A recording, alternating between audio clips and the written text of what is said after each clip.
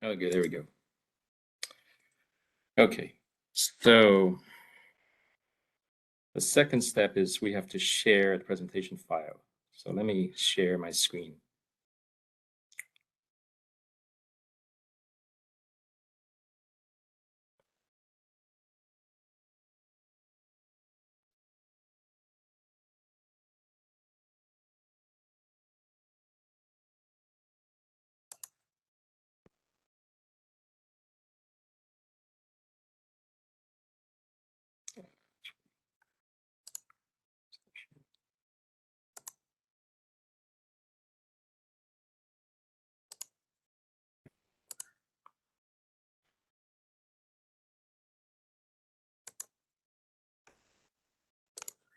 Okay,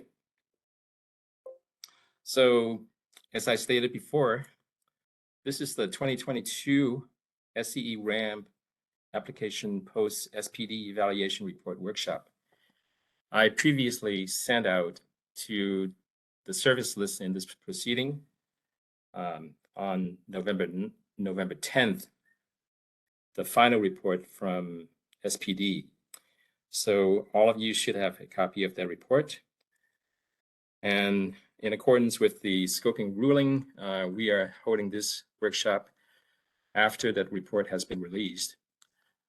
And on the screen, you'll see the agenda and schedule for today.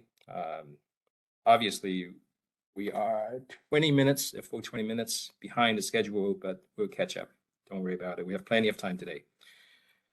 So we start off with the introduction, and then I'll go through the high-level findings. And then after that, the individual risk chapters findings will be presented by the individual evaluators on those risk chapters. And we start off with the wildfire and the PSPS risk chapters. And then we'll take a break. Again, those times right now are all shifted downwards by at least 20 minutes. And then after that, we will have a contact with presentation on chapters 5 and 6, contact with energized equipment and underground equipment failure. And after that, we have another presenter, Jeremy, who will present on the physical security and cybersecurity risks. And then after that, we'll have CJ presenting his findings on the seismic and hydro dam failure risk.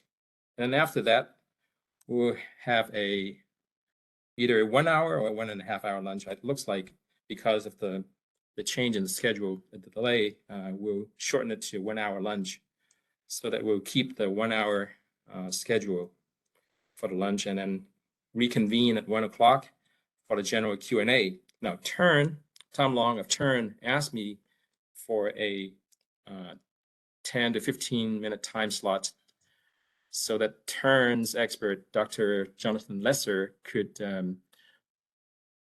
present on Turn's views on why Turn disagrees with SPD's findings on the proper discount rate for benefits in the RSE formula. So I agreed to that request. So we'll hear from Tom Long and Jonathan Lesser during the general Q&A session. They will spend probably 15 to 20 minutes, including their Q&A.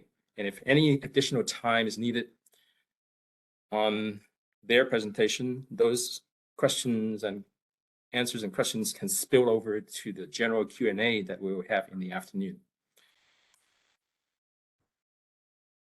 So let's move on to the next slide. Any questions on this so far?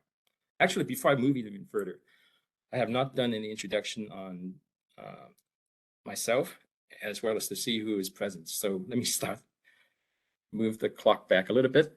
My name is Steve Hain. I'm the host, organizer of this workshop. I am the project leader of the SPD's evaluation effort on the 2022 SCE RAM. So I have responsibility for overseeing the results of the evaluation. And my team consisted of a bunch of members who will introduce themselves as we get to their presentations. Let's see, I want to ask who is present. Let's start off with SCE. Is SCE present? Good morning. This is Chris Diaz with Southern California Edison. If you can hear me okay, Edison is present.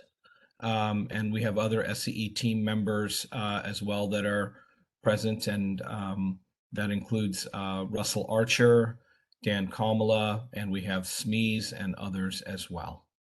Okay, thank you. Is MGRA present? Yes, MGRA is present. Joseph Mitchell. Thank you. Okay. Is California Advocates present? Yeah, this is Chris Parks also with Anna Yang and Miles Gordon. Okay. Is Turn present? Good morning. Yes, this is Tom Long, and I'm joined as well by Dr. Jonathan Lesser. Thank you. Is SBUA present? What other parties are present? Utilities? Is PG&E present?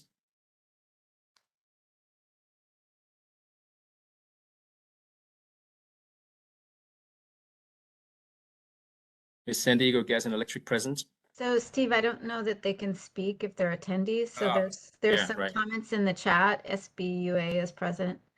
Okay, all right. PG&E And is here. PG&E is present, yeah. Yeah, let me see if I can elevate them to panelists. I may or may not have that ability because I'm not the host. Hi, this is IT Francisco. I'll update.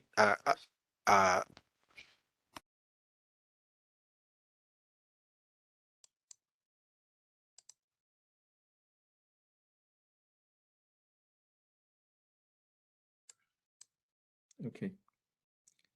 So if you could please elevate Joe Mitchell and Ken Arnold.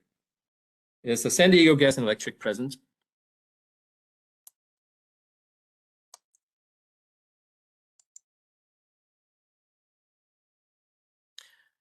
Which other party is present that they cannot speak? Please indicate your presence in the chat box.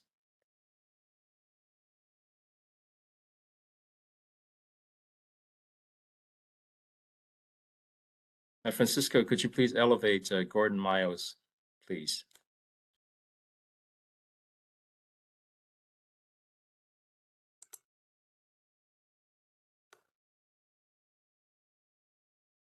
Okay.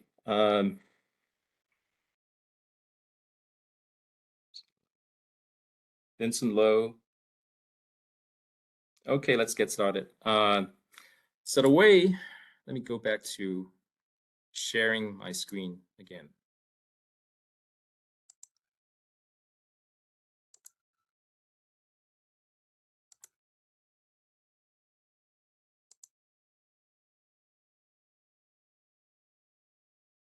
Okay. So this RAM, the 2022 SCE RAM, is the first SCE RAM submitted under the terms of the SMAP settlement agreement.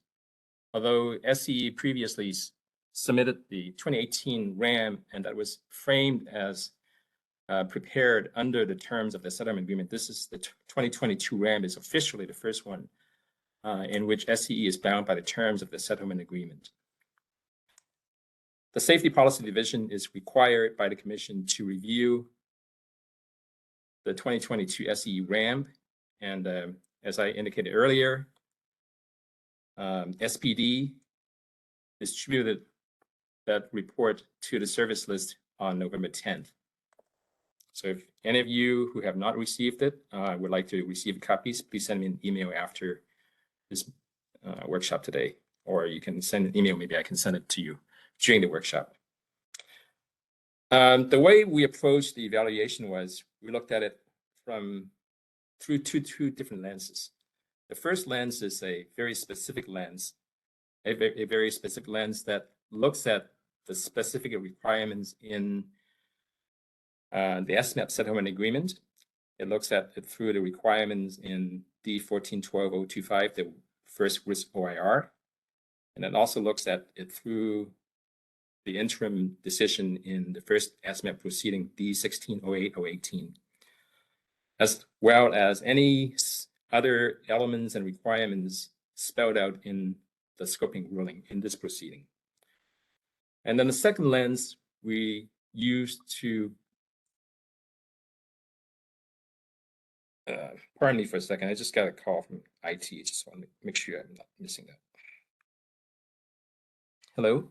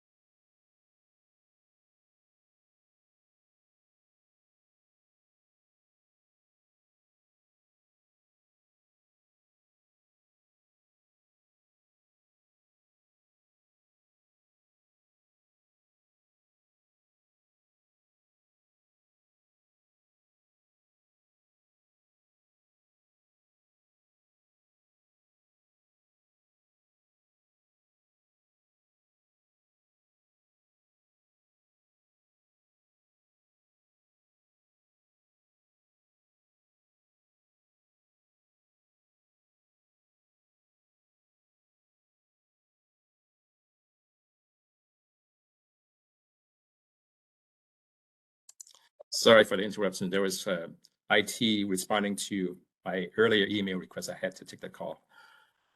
So the second lens we looked at, we used to look through this RAM application was the cycle 10-step process, or an interpretation of the cycle 10-step process adapted to this proceeding. And most of you are already familiar with that cycle 10-step process that were used in several other prior RAM evaluations that we used. So I'm not going to go into deep details on the cycle 10-step process, but suffice it to mention that it's what we used in the evaluation process. And let's see what else I want to add. So the way this presentation is going to go is I'll start off by presenting the overall high-level overarching findings that applies to most, if not all, the risks, all the ramp risks in the application. And then after I'm done with my presentation, the individual evaluators of those individual risk chapters will present their individual findings. And then after that, we'll have a large Q&A session in the afternoon after lunch. And then, of course, as I mentioned before, Turn will make a short presentation at the beginning of that Q&A session. So let me start off by highlighting the top critical findings. One thing I do want to mention is in this 2022 RAM evaluation, we took a slightly different approach from the approach that we took in the prior two RAM evaluations. In the prior two RAM evaluations, we used a template-driven approach where we not only looked at everything, but we summarized everything based on that template. We commented on everything and summarized what we saw, as well as what is in the RAM application. And that effort, although it's very thorough, resulted in what I view as a very, very voluminous report, which I think makes it much more challenging for parties picking up a copy of the report, trying to pull information out of it. So I think it's less useful than if we had a report that's slimmer and just contains the essential critical findings. So this time around, we decided to take a different approach. Instead of using a template-driven approach to do the evaluation, we essentially go through the same process, except we don't use the template. So instead of summarizing everything that is already in the application, we only recorded the critical findings and highlighted our reasonings and observations for those observations. Reasonings for those observations. So I think the result is a much slimmer report than in the past, and I hope that you'll find this approach more to your liking, because you can pick up the report and identify from it the essential critical findings without wading through 200 to 300 pages of the report. Instead of a several hundred-page report, now it's only 64 pages long. And as before, we asked intervener parties, we invited intervener parties to submit informal comments to us. And again, TURN, MGRA, and CAL advocates submitted informal comments to us. And those informal comments are very useful to us as starting points for our evaluation process. So I want to thank these 3 parties who submitted informal comments to us. So going back to the slide here, one thing we found that applied to the whole RAM was SCE in this RAM did not provide risk span efficiency or RSE calculations for compliance-related mitigation activities. This is a requirement that that a utility has to provide based on the phase 1 decision in the second SMAP proceeding. So this is a new requirement. What happened was SCE reclassified those controls that were previously called compliance controls, and SCE reclassified them as compliance-related activities. So through this reclassification, I think SCE believes that the RSCs are no longer needed for, I'm sorry, the RSCs are no longer required for these compliance-related mitigation activities, but that's not the case. Our SPD's interpretation is that those compliance-related mitigation activities are a form of compliance control, and they are therefore required based on the phase 1 decision in the second SMAP proceeding. The second finding we have is SCE used a 10% discount rate applied to discount mitigation costs when calculating RSCs. And we found that that is not a reasonable use of this discount rate. A much more appropriate discount rate is one that reflects the capital structure of SCE, which is reflected by SCE's weighted average cost of capital, which is currently 7.something%. Can't recall off the top of my head. The third finding we have is SCE use the weights and ranges of the safety attribute and the financial attribute. They chose the ranges and the weights that resulted in a very high implied value of statistical life. In the result that I calculated was the VSL implied by those weights and ranges is $94 million, which is way too high compared to the recommended value from the U.S. Department of Transportation, which is around $13 million currently. So even if we project it out to middle of the new GRC period, the implied value of $94 million is still far too high compared to the recommended value from the Department of Transportation's number. The fourth finding is the lack of detail or explanation for the pace or extent of selected mitigations. Generally, all the risk chapters lack any specific justifications for the pays, selected pays, or extent of mitigation? What's the reasoning for spending only so much on this mitigation to reduce only so much risk and not more or less? So we want to see more justifications or explanations for the selected pays and the selected extent of spending and mitigations.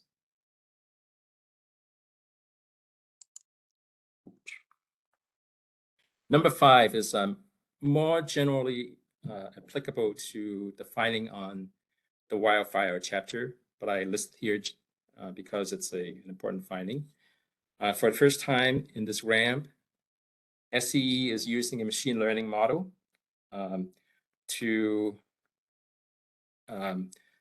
describe its wildfire risk. And that machine learning model is something that we have advocated for. We continue to support that. We continue to advocate for its wider use. One drawback of this machine learning approach is that it's very much like a black box to us. We don't know the inner workings with of this black box. Even after a meeting with SCE, 2 meetings in fact, one between SCE staff and CPUC staff, and then there was a wider meeting between SCE and the intervener groups. We still don't fully understand what goes on in this machine learning model, which continues to this day to be a black box. I think this is more of a challenge that's inherent in this type of computer model process, and it's a challenge that SCE will have to overcome to explain more clearly how this machine learning process, machine learning technique works. Number 6 is some of the risks have very oversimplified bow ties. This is where the bow ties, the exposures on the left-hand side, where SCE labels them as drivers are in fact subcategories of those exposures. And they are not very illuminating as to what are the underlying causes and risk drivers, the true risk drivers that are causing those assets to fail. So we would like to see perhaps an additional column that truly reflects the underlying causes and mechanisms that cause those assets to fail, because without a more specific demonstration of what the true drivers are, it is easy to bias the mitigation towards asset replacement, expensive asset replacement, instead of addressing them using perhaps simpler maintenance approaches. So this oversimplified risk bow tie has potential risk implications, potential cost implications. It potentially tends to bias the cost upwards by favoring asset replacements. Number 7 is some of the presentation are overly granular. Some of the risk presentation, some of the risk analyses are over granular. The RAM process concentrates on programmatic mitigations. And so when SCE presents their risk in a very granular fashion, such as on a per pole basis, on a per structure basis, there's no way we can comment on 3 million structures. There's no possible way we can do that. It's just not realistic. And so this is like a pendulum that has swung 180 degrees to the other direction, where in previous RAMs, we criticize Sempra and PG&E for having a RAM presentation that is insufficiently granular. Here, perhaps SCE is proactively responding to those criticisms, has swung the presentation all the way to the opposite direction, where the presentation now is overly granular. It makes it impossible for us to give any meaningful feedback because we can't give 2 million or 3 million separate observations. So perhaps some balance is needed between those two extremes. So with that, I will hand my presentation off to the next person on the wildfire risk, unless there are any immediate questions. So remember that we'll have a large Q&A session in the afternoon. So any questions you have can be saved until then. Wendy? Okay, Steve. Thank you. This is Wendy Almcdad, and oh, let me turn my camera on. Let me, okay, let's see. You need to turn your camera on. See if I think I did. Okay. I'm on. So. Okay. If you could just go back to the last slide real quick, I just want to introduce. So I'm Wendy Almcdad, and I'm a senior utilities engineer in the RASA group with Steve. And helping me with my presentation will be Edwin Schmidt, who's a new regulatory analyst in our group. So I'll be tapping into his help later on. Okay, you can go on, Steve.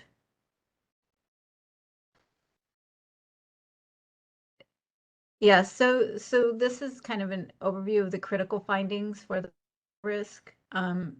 This basically what's about over granular presentation of risk really applies to the wildfire section.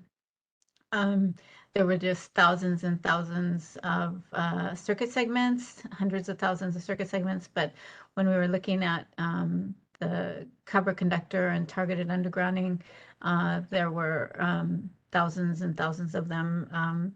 And it was very hard to do a risk analysis. We did do, and you'll see later, we did, and if you read the report, we did do some analysis, risk analysis, but it was very difficult.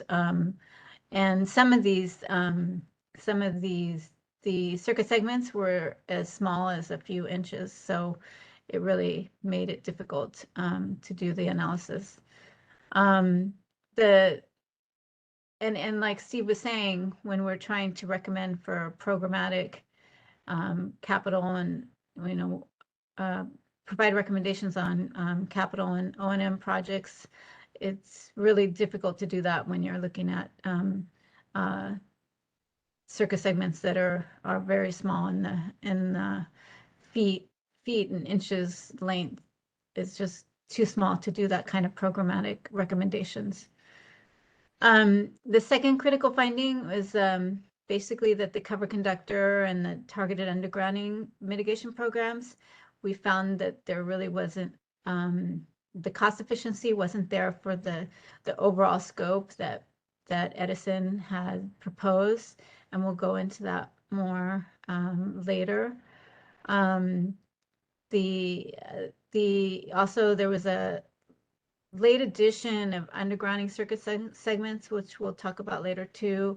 And that was because we did find duplicate circuit segments when we were doing our analysis. And when we asked Edison about these duplicate circuit segments in multiple deployment years, we found dozens of them. And then Edison went and checked for the undergrounding program, and they found there was a coding error. So they fixed the coding area and then added a bunch of new circuit segments. And we just found that the justification for adding these circuit segments really wasn't strong, and makes sense to us why they weren't just removed from the undergrounding plan, why those miles weren't removed. The fourth critical finding was that routine vegetation management lacks risk modeling. It was considered by Edison as a compliance mitigation or compliance control, and so there was no risk modeling on it. But we do as Steve mentioned, the settlement agreement requires all controls to have risk modeling, and we believe that vegetation management should have risk modeling. The fifth is that not all risk factors, such as egress, are included in the RSC calculations, and we'll talk about this more. But basically, when Edison did a kind of basically part of their analysis was non-transparent in determining these severe risk areas, high consequence risk areas, and it didn't factor into the calculation of the RSCs, which made it very difficult for us to do the analysis, since all of the risk factors are not included in the RSC calculations. Another critical finding was that wind dependency is missing in Edison's ignition models. This was something that MGRA pointed out to us, and we agreed that that's definitely was an issue.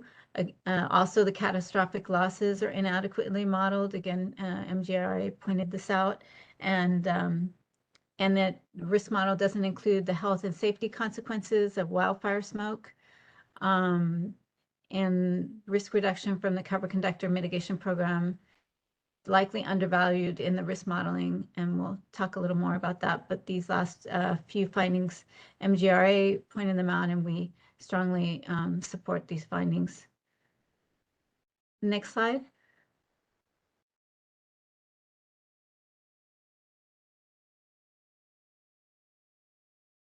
So the tranches, as I mentioned, Edison established two distinct means of creating tranches. There were 3 broad tranches that correspond to the 3 high fire risk areas, and then there were granular tranches for each circuit segment on their network. The reporting tranches, as they call them, T1 was severe risk areas, T2 was high consequence areas, and T3 was other high fire risk areas.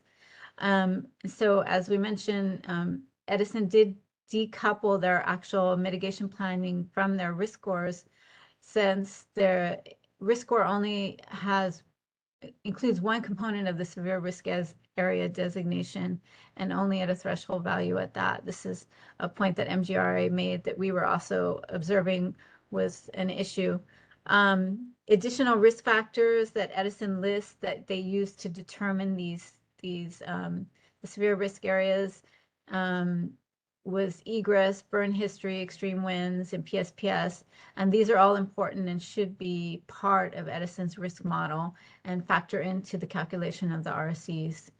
Adding these variables afterward in an ad hoc opaque process precludes effective evaluation of Edison's risk prioritization model. And we really noticed this because we had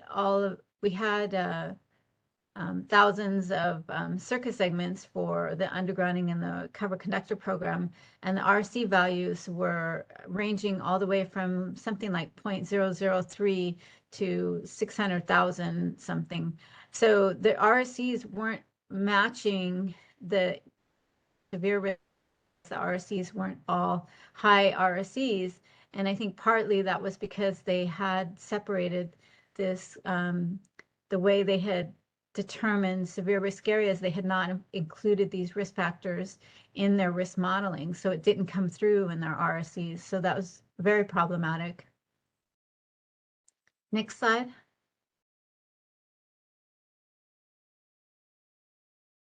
So the granularity of the tranches, Edison used the wildfire risk reduction model to classify every circuit segment as a tranche, and then perform fire simulations at this highly granular level. As we mentioned, this resulted in very small tranches that in some cases were measured in inches. The mean segment lengths for the undergrounding and cover conductor program were less than 400 feet, and many of them were even less than 100 foot or less, basically less than a span-to-span length on a circuit. Edison defined these circuit segments so granularly that they can't be chosen in isolation for a proposed grounding or cover conductor mitigations. So what we believe is that if Edison still wants to use this granular risk modeling approach at the circuit segment level, and the granular data needs to be transparently aggregated into project-sized isolatable segments to understand the risk reduction potential of a realistic tranche. So the mitigation plan can consider trade-offs between the tranches on the RC of each tranche. And we came up with this isolatable segments term. I think it's in the next slide, Steve.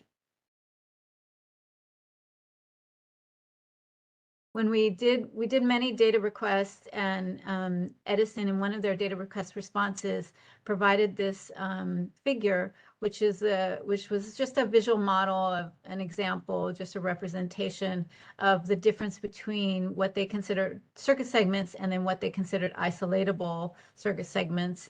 And this is basically showing how many of the small circuit segments would be rolled up into these isolatable segments on a circuit, and these are used by Edison to do project initiations down the road. So this is what we said we really need the RC, the risk modeling done at this at this level, so that we can determine which projects make sense. Because when you have RSCs for these tiny circuit segments, and then if you make recommendations based on those RSCs, you're not really getting the full picture. You can't tell which ones have to be done together, and so you need them at the isolatable segment level, where they would be project-sized segments. Next slide.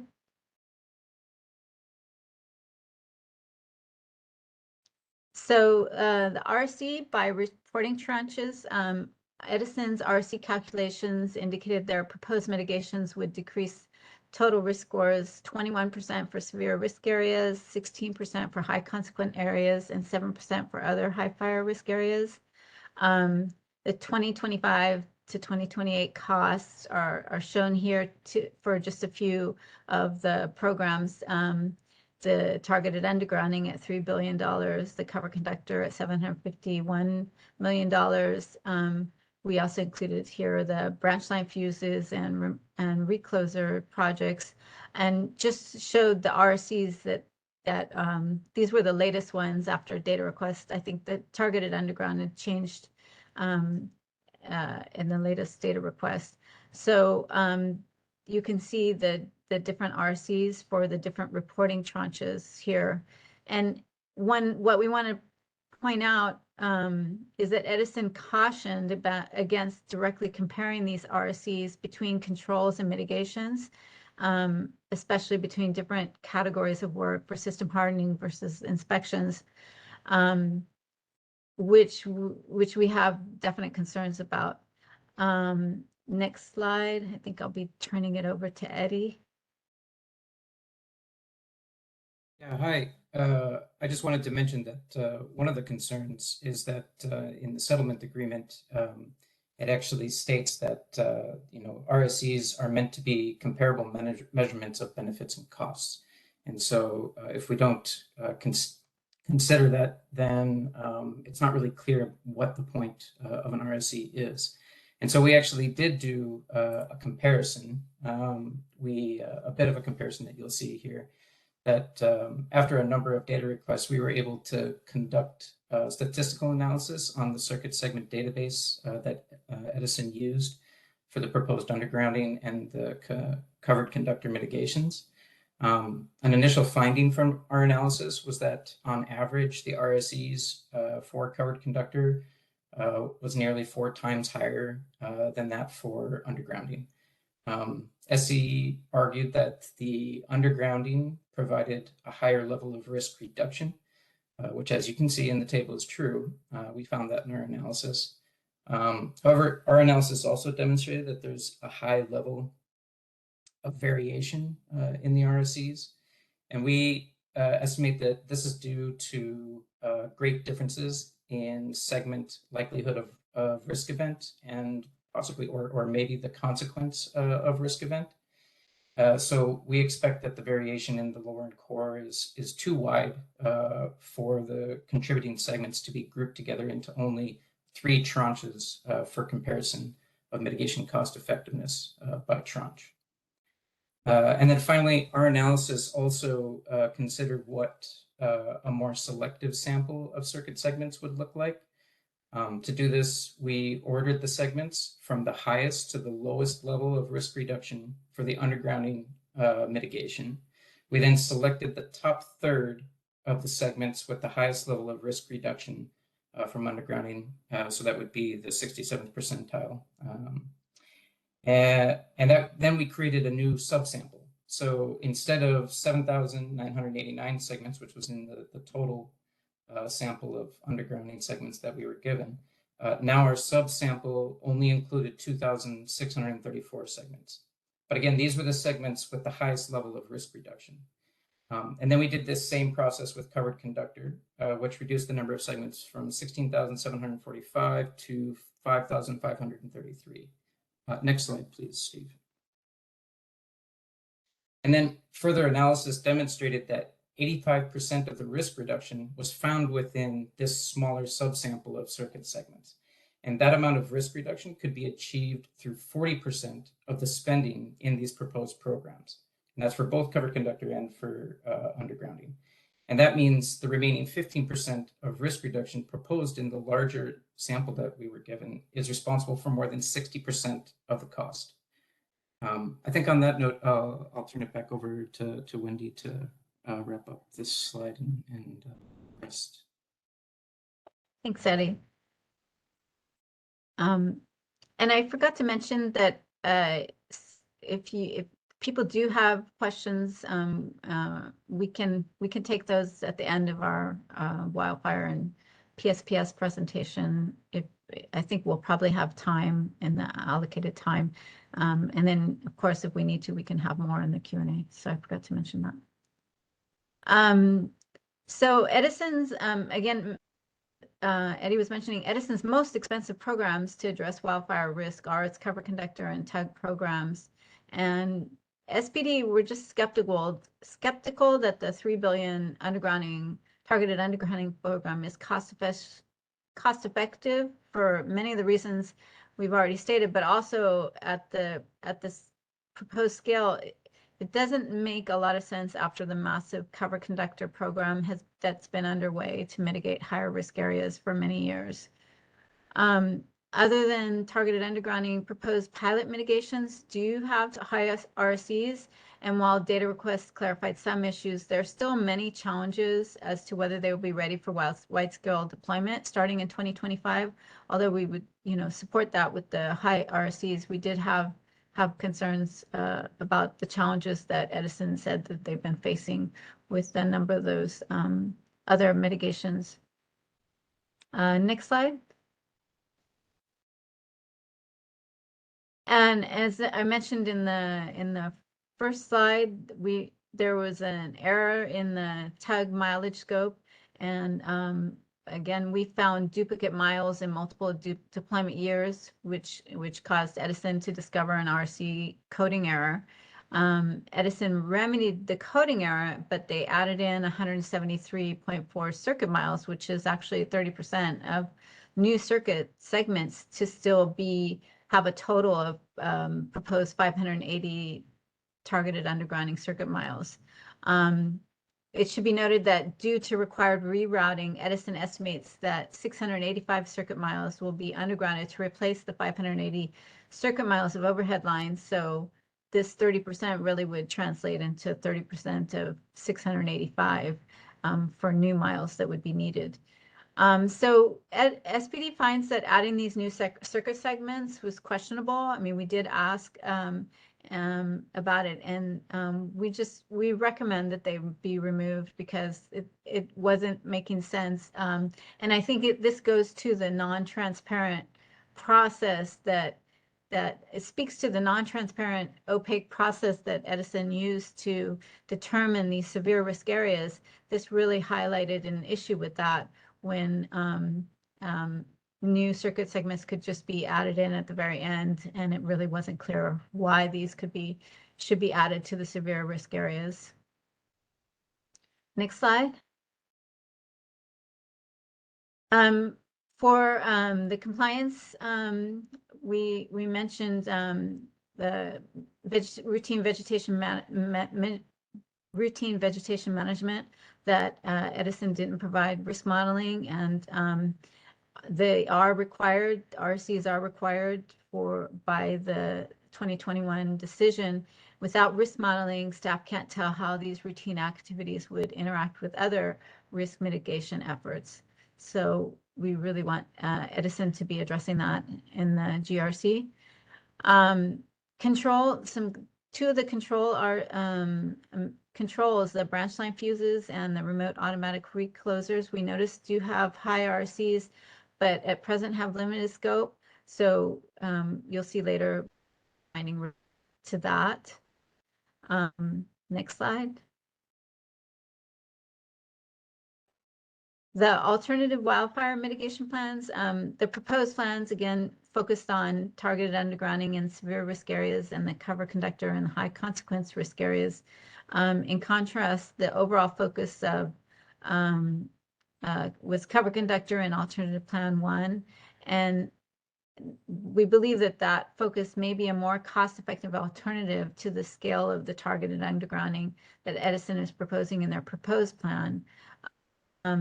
Alternative 2 assumes a lower risk within the high consequence risk areas and therefore removes all the cover conductor, but retains the undergrounding mitigations in the severe risk areas.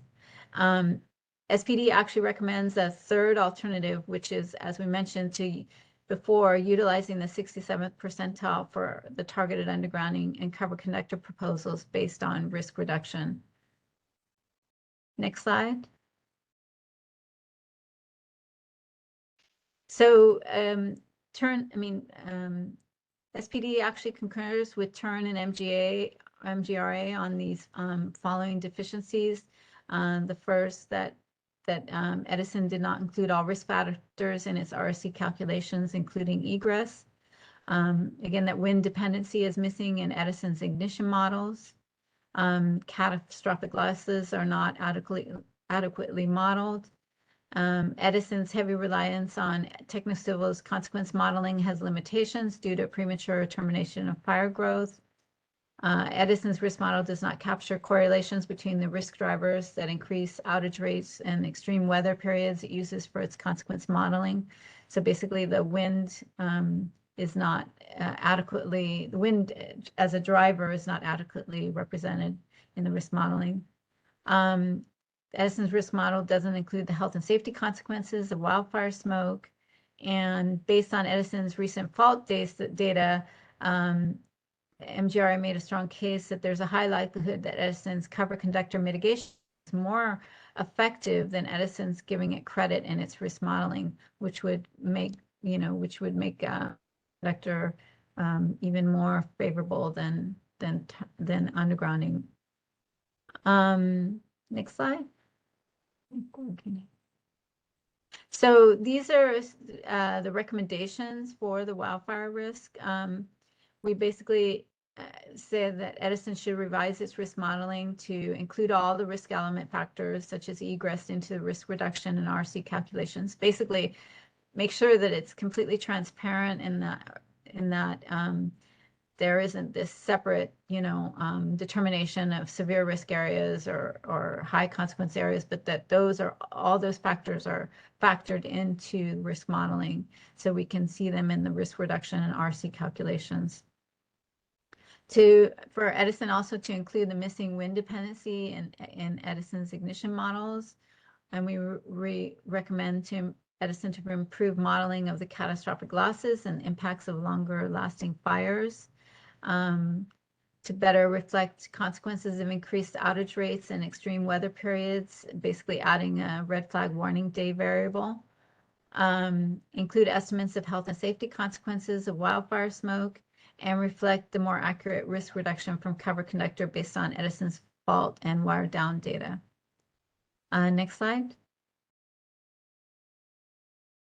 So Edison, we also recommend that Edison should utilize the isolatable circuit segments for tranches to align more closely with how projects would be implemented on the ground.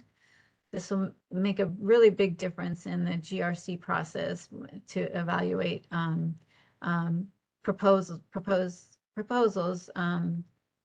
by Edison.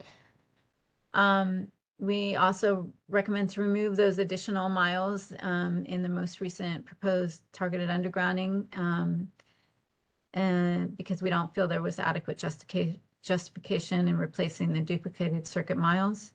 And then another thing we haven't mentioned yet is that we basically recommend that additional tranche classifications should focus on using combinations of quintiles of lower and core, so that isolatable circuit segments with the highest 20% of lower and the highest 20% of core would be grouped together for more logical RSC calculations. This is something that PG&E has done in their recent rate case, and we feel like first getting the risk modeling reflected into isolatable, and then putting those isolatable circuit segments grouped together by lower and core in 25 different tranches would really help in evaluation in a GRC process.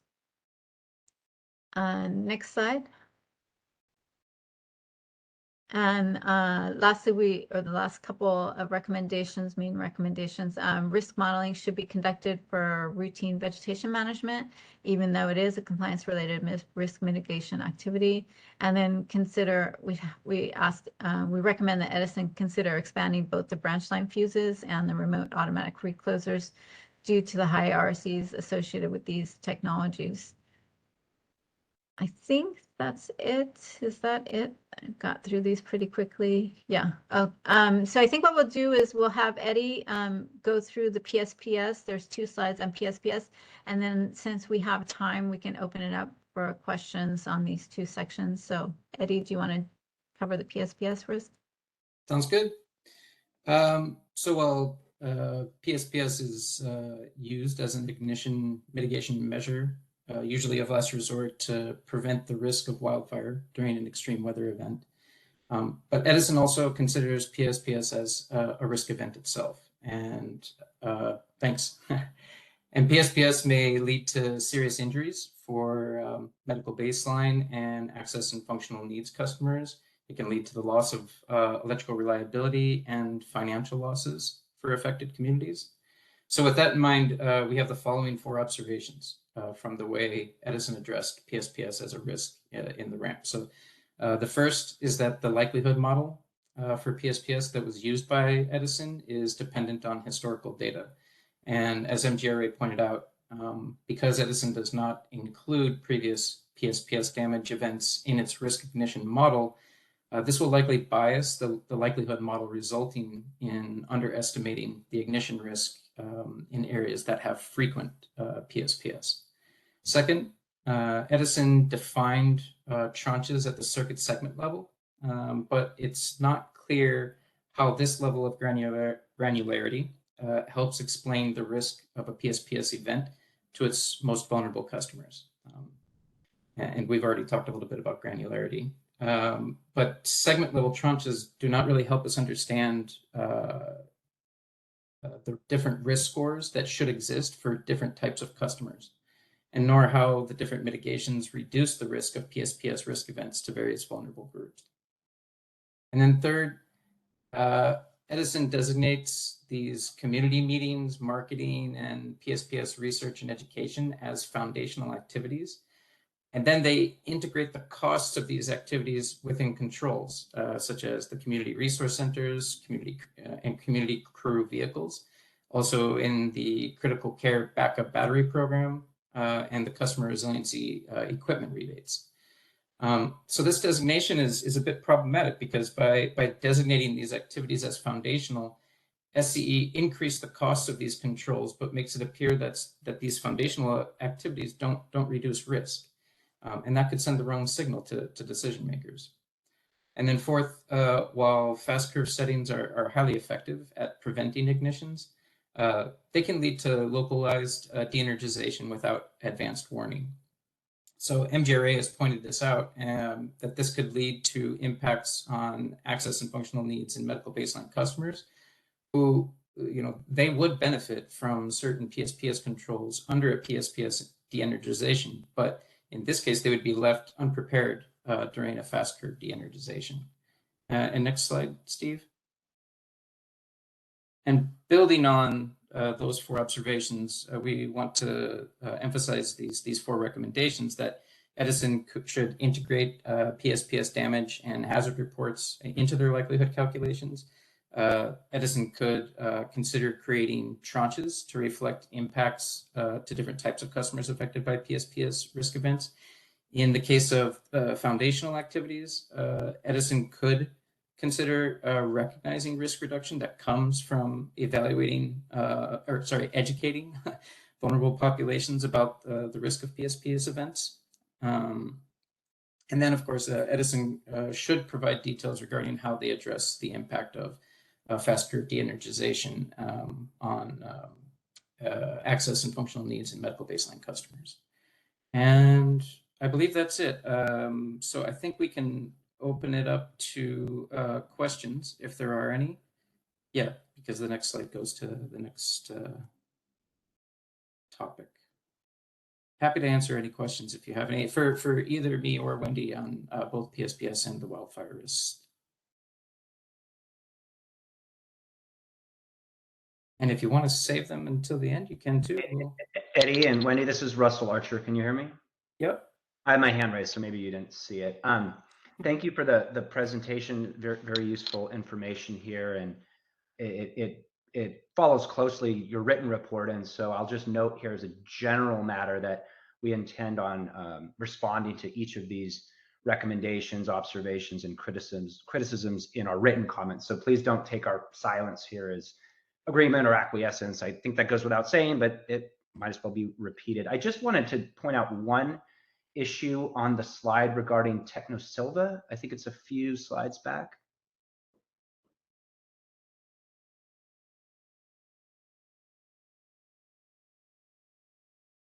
I think it might be the first slide for wildfire risks. It's right there. Oh, no, you just have I think it's slide 16. Slide 16. There we go. So as far as the modeling limitations, no doubt that Technosilva has limitations, as any model does. And Edison is committed to continue to improve our risk modeling. And we feel like we've made big strides in the last few years, but there's always room for improvement. I would just note that the commission itself, when it defined the HFTD, the way that it did it used a different program called REACTS, which actually has a 6-hour burn limitation, as opposed to the 8-hour limitation of Technosilva. But also, if we're talking about the extreme weather periods, the model's not capturing that. REACTS actually uses 41 weather days, and our model uses several hundred. Technosilva uses several hundred. So I just want to put a word of caution out there that all models have limitations, and we should all continue to try to improve their granularity. But there are limits. Thanks.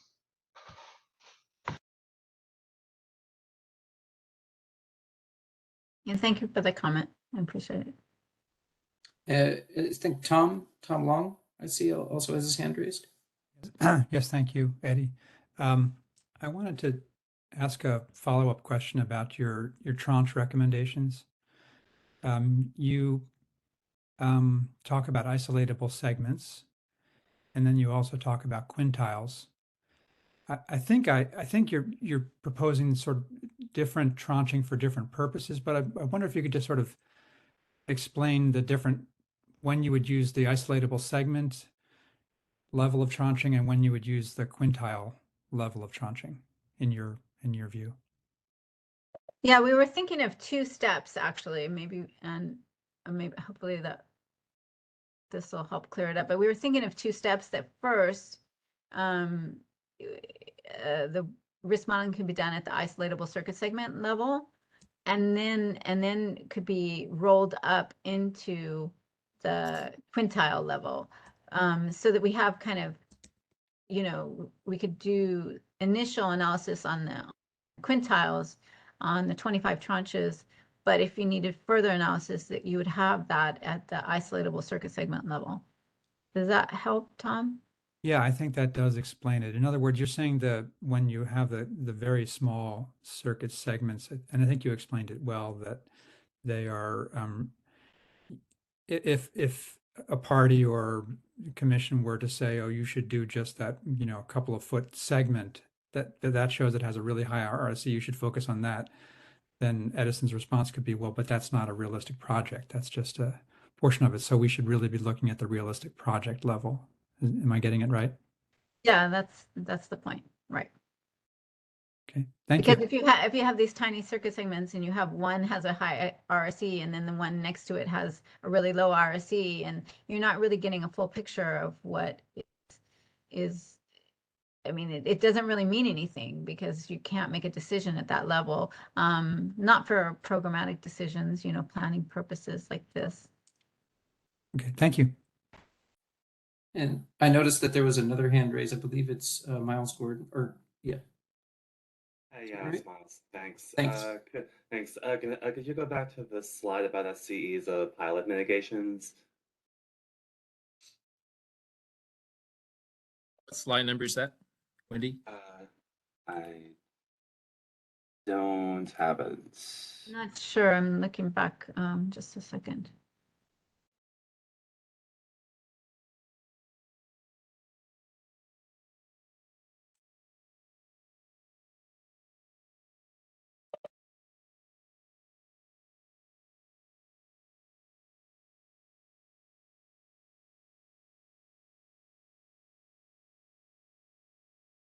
Chris says it's slide 12. Yeah, it's slide 12. Just found it. Slide 12. Of, Thank you. yeah, I guess I'm just wondering if SPD had any specific concerns with the SCE's proposed deployment of a RevCol. I think the concerns are just that we're having difficulty in getting the pilots going at a large enough scale. I think there were supply issues or and other issues. So it's not that we don't want to support these, and especially with the high RCs, but there just seem to be quite a lot of challenges, and we definitely would like Edison to address those challenges, but we're really concerned as to whether they would be able to meet the scale that they proposed.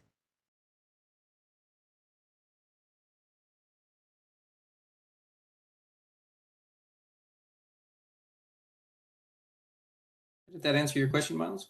And yeah, thanks. Appreciate it. Okay, great. I don't see any other hands at the moment. And I'm not sure that I can see if attendees are raising their hand, but Yeah, I guess if there's an attendee who wants to speak, just let us know in the chat, or you can comment in the chat. yeah. Otherwise,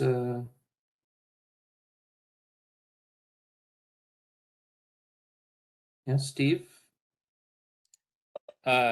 We can take an early break. So we're no longer behind on the schedule. So yeah, we can take a 15-minute break and reconvene at 10:35. Sounds good. Okay. All right, we'll reconvene at 10:35.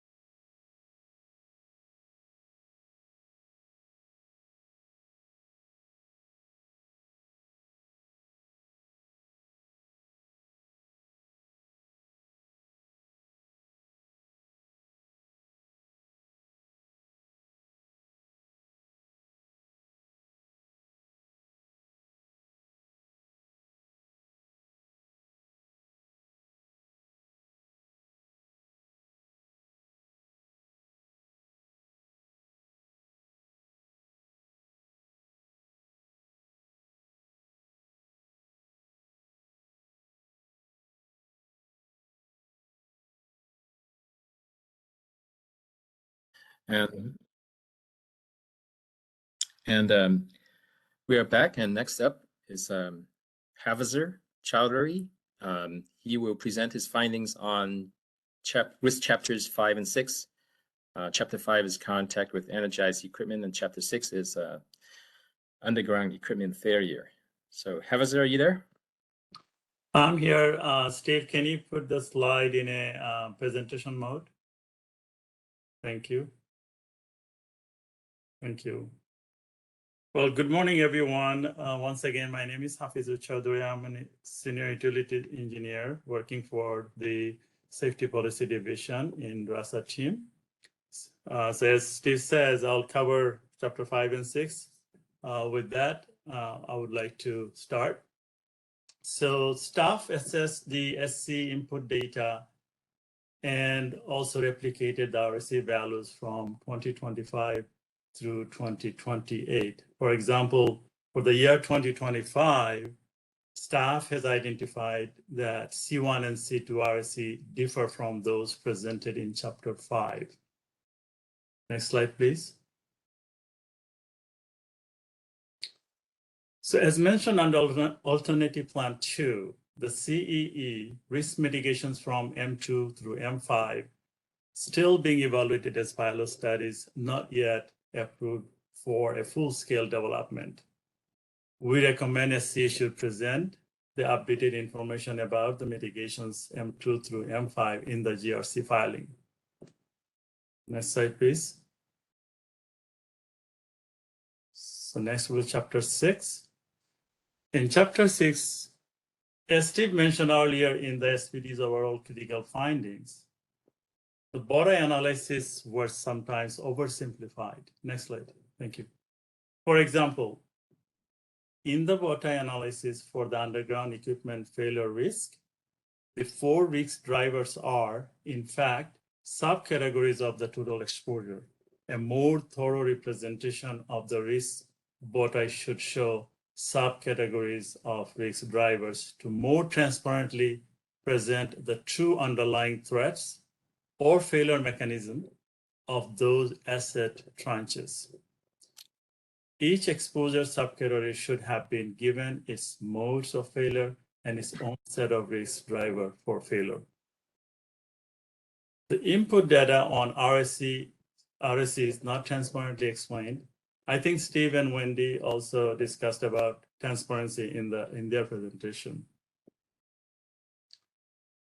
SC has about 328 BART transformer failures per year out of a total 82,000 BART transformers.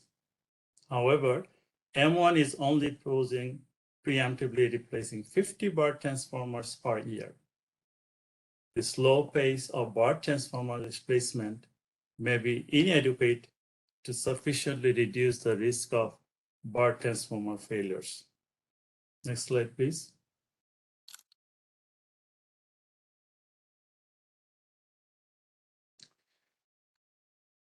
SC should consider. Havazer, maybe Yes. Maybe it would be a good idea to explain what BIRD stands for. BART is it's a buried under residential distribution. All right, very good. Thank you. SC should consider adding an extra column for sub-driver in the risk bottom to characterize the true factors, threats, or mechanism contributing to underground equipment failures in that tranche or that subcategory of exposure would make the bottom analysis more meaningful. SCE proposed BART transformer replacement rate is likely to be insufficient. Therefore, SPD recommends SCE re-examine the pace of the BART transformer replacement program. That will conclude my short presentation. Thank you.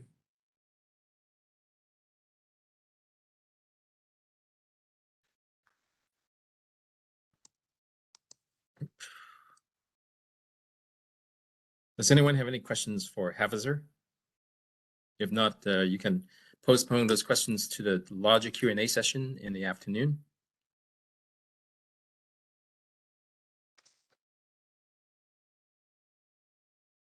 Okay, so no questions for Hauser. We can move on to the next presentee. Steve, Presenter, I'm sorry. Steve, this is Tom Long. I did have a clarifying question, if possible. Yes, go ahead. And Officer, I don't want to put you on the spot, but and I have to confess to not reading this part of the report carefully.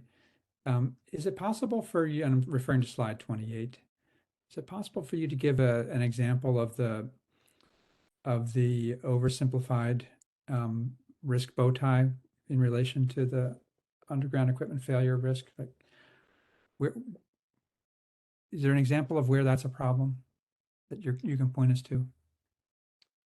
I think Steve mentioned at the very beginning on about the oversimplified bow tie in his discussion, which is pretty much what I'm trying to reemphasize on that.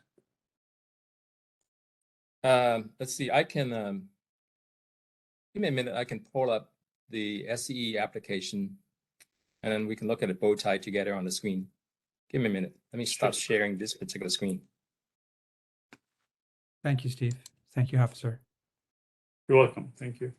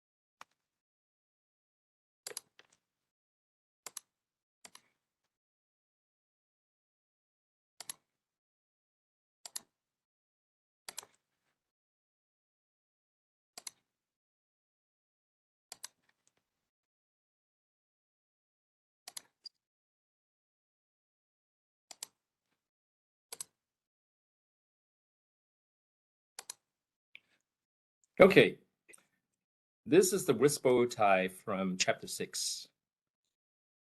And as you can see, the exposures on the left-hand side, cables, transformers. So these are all underground equipment under this chapter. So the left-hand side has all the cables, transformers, and switches. And then the right-hand side, what SCE refers to as drivers of failure for the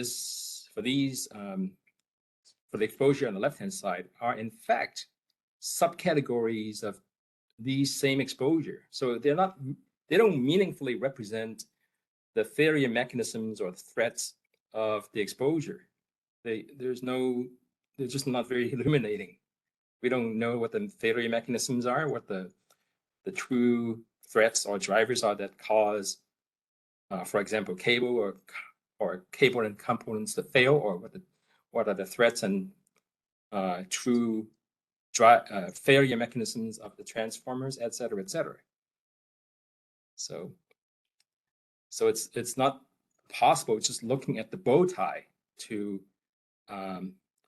understand what those true drivers are.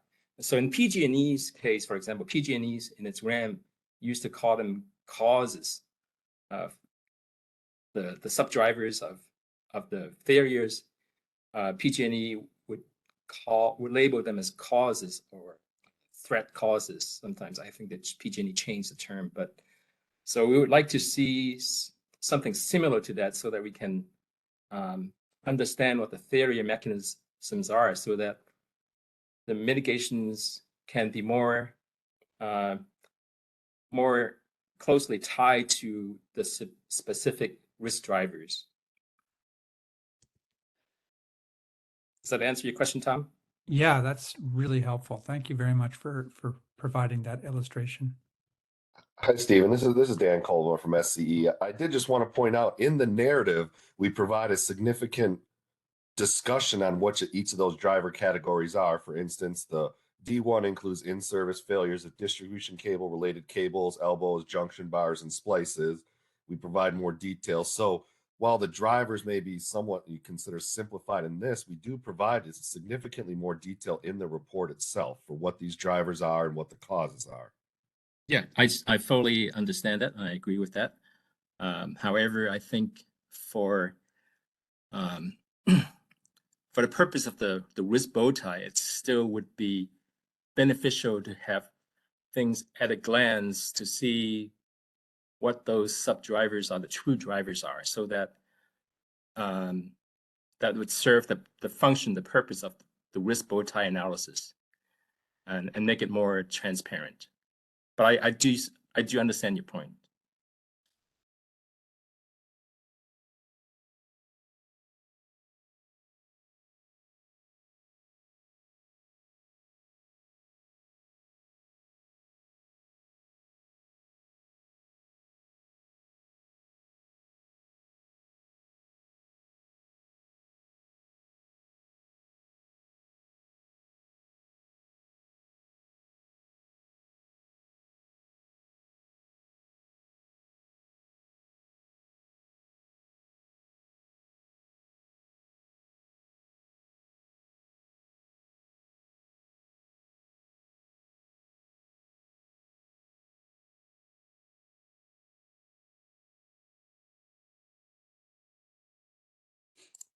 Okay, so I think I was on mute the whole time I was talking. So yeah, I do understand SCE's point on those drivers being described in the text of the WISP chapter. However, the purpose of the WISP bow tie is that we can look at things more or less at a glance as to what exactly is happening, so that we can understand what the true threats are. So I do understand SCE's point. I do acknowledge that that is true. But for the purpose of the WISP bow tie analysis, in its pictorial representation, we would still like to see a column that more specifically represents the true threat causes. And next up is Jeremy Battis, who was responsible for reviewing cybersecurity and physical security. Jeremy, are you ready? Yep, thanks, Steve. Oops. Good morning, everybody. I'm Jeremy Battis. I'm a senior analyst here with RASA, Risk Assessment at the Safety Policy Division. And today I'm going to be walking you through two somewhat related chapters. And Steve, are you controlling the video, or do I need to show the slides?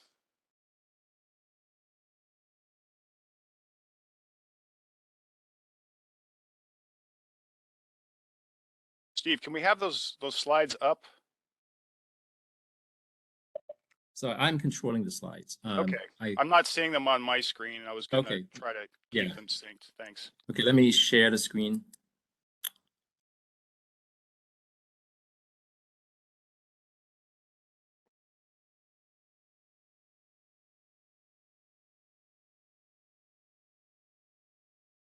All right, thank you. So this is, I believe, Edison's second official attempt at addressing the cyber attack chapter. Going back to 2018, there was a sort of mid-course attempt, and due to various, as everybody knows, I guess a year or two ago, the Edison work product was not fully born, and so here we are with their second attempt in 2022, and we wanted to basically look at this through the lens of what they've given us so far and kind of compare that with some of their peer utilities, Sempra and PG&E, to kind of get a sense of exactly where things stand. And so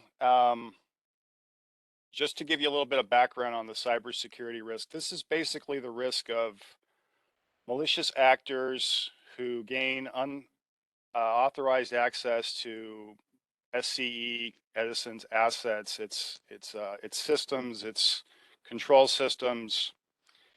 And so it could be everything from what controls its grid, some generation, as well as valuable information about customers or its employees, its contractors. There's various means for this to happen. Real quickly, I'll walk you through some of those. Phishing is a problem we all know about, and this basically entails an employee being caught off their guard, an employee or a contractor opening a malicious link which then embeds code. And Edison indicates in this filing that another emerging and useful means of cyber attack by these malicious actors, some of which are often related to state sourced. So you've heard of the Russian bear, other sort of well-known malicious state-owned actors or state-sponsored supportive cyber attacks would be nations like North Korea, Iran, and China. So you're going to see on this first bullet point here that supply chain procurement is a growing and a very real and often recently effective means of attack. And what this means is that an attacker is able to get into some sort of piece of software. It could be security software. It could be something dealing with control systems. It could be something as simple as Microsoft Office. And some code is embedded. And then when this actor wants to, they have a backdoor to basically open up a direct channel to either gain access, gain intelligence, and sort of poke around, or to actually take control. And really just the kind of, I guess, the flavor and the spirit of what I think Edison is articulating in this effort is that these malicious cyber attackers and malicious state-sponsored actors of cyber security, the ones who are going after their cyber security, this is a growing threat, and these actors are getting more and more sophisticated all the time. And so basically Edison has, or needs to maintain, really somewhat of a perfect record, because one attack could just be so catastrophic. And with that, Edison basically is saying, you know, we need to keep up what we've been doing, but make it even stronger and do more. And so what they really want to do, I think, is just educate a lot of times their rank and file staff. And so there's ongoing education, and I think that's a big part of the problem and a big part of the solution as well. So we talked about the supply chain. We talked about some of the threats. Another big sort of threat is the insider threat. And this would be somebody who, for whatever reason, might have some sort of a bone to pick with Edison. They might feel like they were wronged. You know, this could be some employee who may be still with the company, could be a recently terminated employee who still has, for whatever reason, access or knowledge of how to gain access, could be a contractor. So Edison has techniques and knowledge of how to look for these sorts of threats and to basically try to counter them and avoid that sort of threat from becoming an actual attack. So one sort of real big theme with this the 2022 filing that echoes some of the sentiment and some of what Edison was putting forward in 2018, 4 or 5 years ago, is that the cybersecurity risk has a low probability, but also very high consequences and a very high cost should there actually be a successful high level, say, catastrophic. So catastrophic, in fact, that it could actually bring the grid down. And when I say bring it down, we're talking about a complete blackout with a black start, sort of crank start, where you're not quite rubbing two sticks together, but you could foreseeably need to sort of jumpstart this thing with a generator or some other sort of arcane technique. So Edison is aware that its model is not sophisticated or developed enough yet that they can quite put a number on this. It seems like they sort of have a pulse for it and they're working toward that. And we'll talk a little bit later about what we'd like to see in the next ramp filing, but we did want to note that this disclaimer is a pretty sweeping one. And, you know, they're basically Edison is just saying there's a lot of unknowns that they can't really quantify. So what does Edison give us? Well, we didn't really have strong or well-articulated RSE values for their controls. And when I say controls, I'll make the distinction here that within a mitigation plan, you generally have risk controls and risk mitigations. And the risk mitigations are going to be new measures to reduce risk. And for Edison's programs, we're seeing continuation of existing programs, and that's why they're referred to as controls. The other thing just to point out is that there are two categories of controls two sort of flavors of controls that Edison brings up and that they point us to. And one is those that they're sort of doing as part of what they feel is necessary and prudent. And the other are those that they don't necessarily have a choice in, their compliance obligations. And in 2018, there was a set of federal ones. And between 2018 and 2022, a new set of compliance obligations came on by way of commission requirements. And so actually, I'm getting a little bit ahead of myself. Save that thought. That was actually the physical security discussion. So let's move on to the next page, Steve.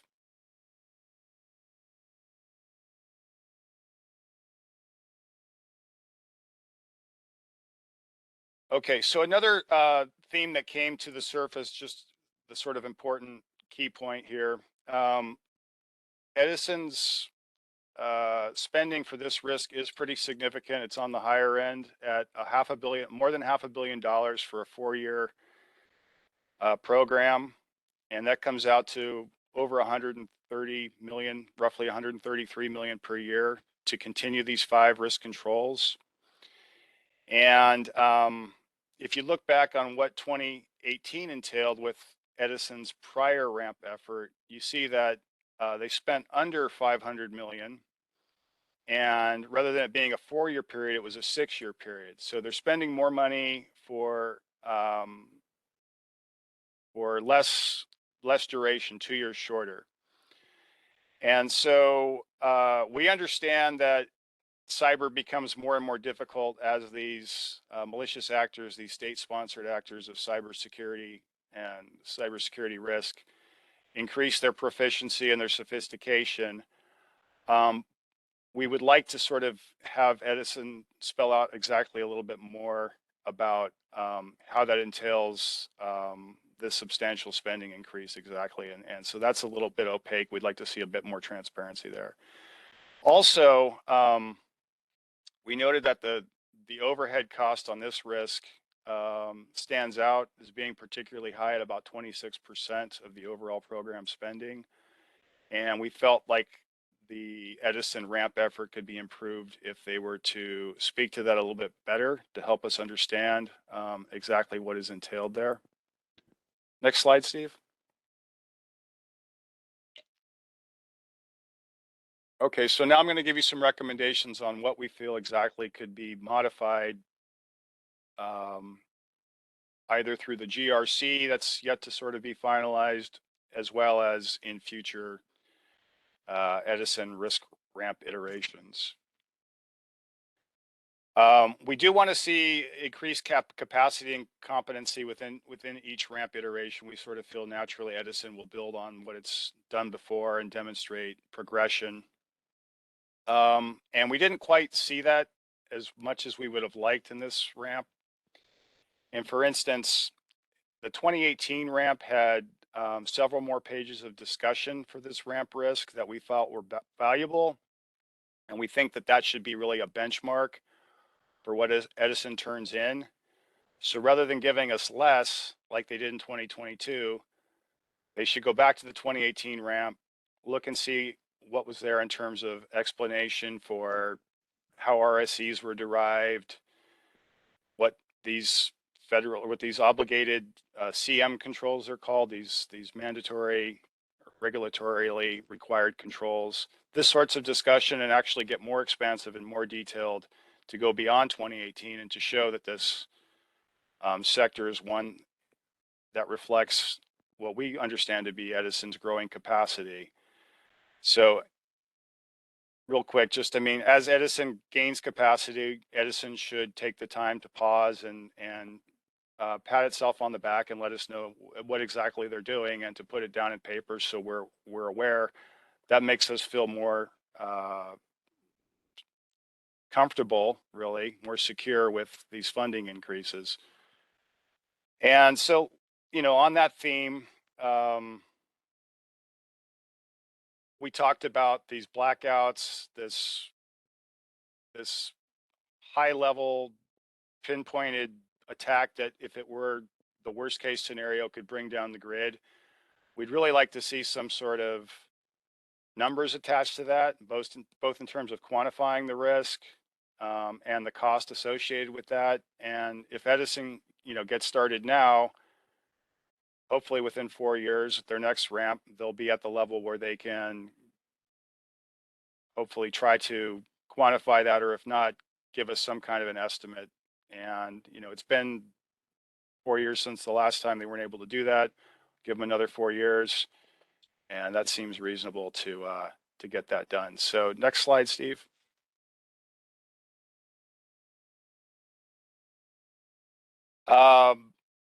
Just a real quick note, we did have our colleagues in our another sort of partner team here within SPD, the dedicated physical security, cyber security, emergency response team, take a look at this. They're aware of some tools and some exercises, which I think Edison is doing, but it would be good for Edison to, again, document this and just to write it up so that we can acknowledge and credit them for doing it and sort of understand some more of what goes on behind the scenes. So these are things like working with Homeland Security, running various sort of drill scenarios, and then quantifying what these simulations do through the various times that the model is run in the various iterations. And our staff let us know that in particular, they're interested over at cyber, those cyber analysts, in seeing what Edison comes up with its GridX. So if Edison is not doing that, we'd be interested, but we understand that a lot of times this stuff is sort of required under FERC, NERC, and those critical infrastructure protection protocols. So again, this is the sort of thing that Edison should be pointing to and can point to give us a little bit more assurance of what they're doing, what's going on, and that it's all in compliance.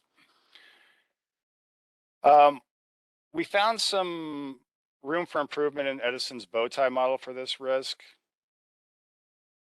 And Edison sometimes doesn't have the most persuasive causation factors identified for what are risk factors or what are risk drivers. And so things like embedded software or insider threat, in our mind, these sort of point to more like what would be risk exposure rather than risk driver. And it seems like a risk driver is where something changes from day to day, where, you know, in a most clear example, Edison's guard is let down, or somebody isn't on alert, or somebody isn't being diligent and a mistake is made. And that seems more like a trigger event than just that you've got this sort of risk exposure. So if Edison could go back and look at its bow tie model, we think there's room for improvement there. And finally, just we'd like to just see more justification, better justification, more documentation on how Edison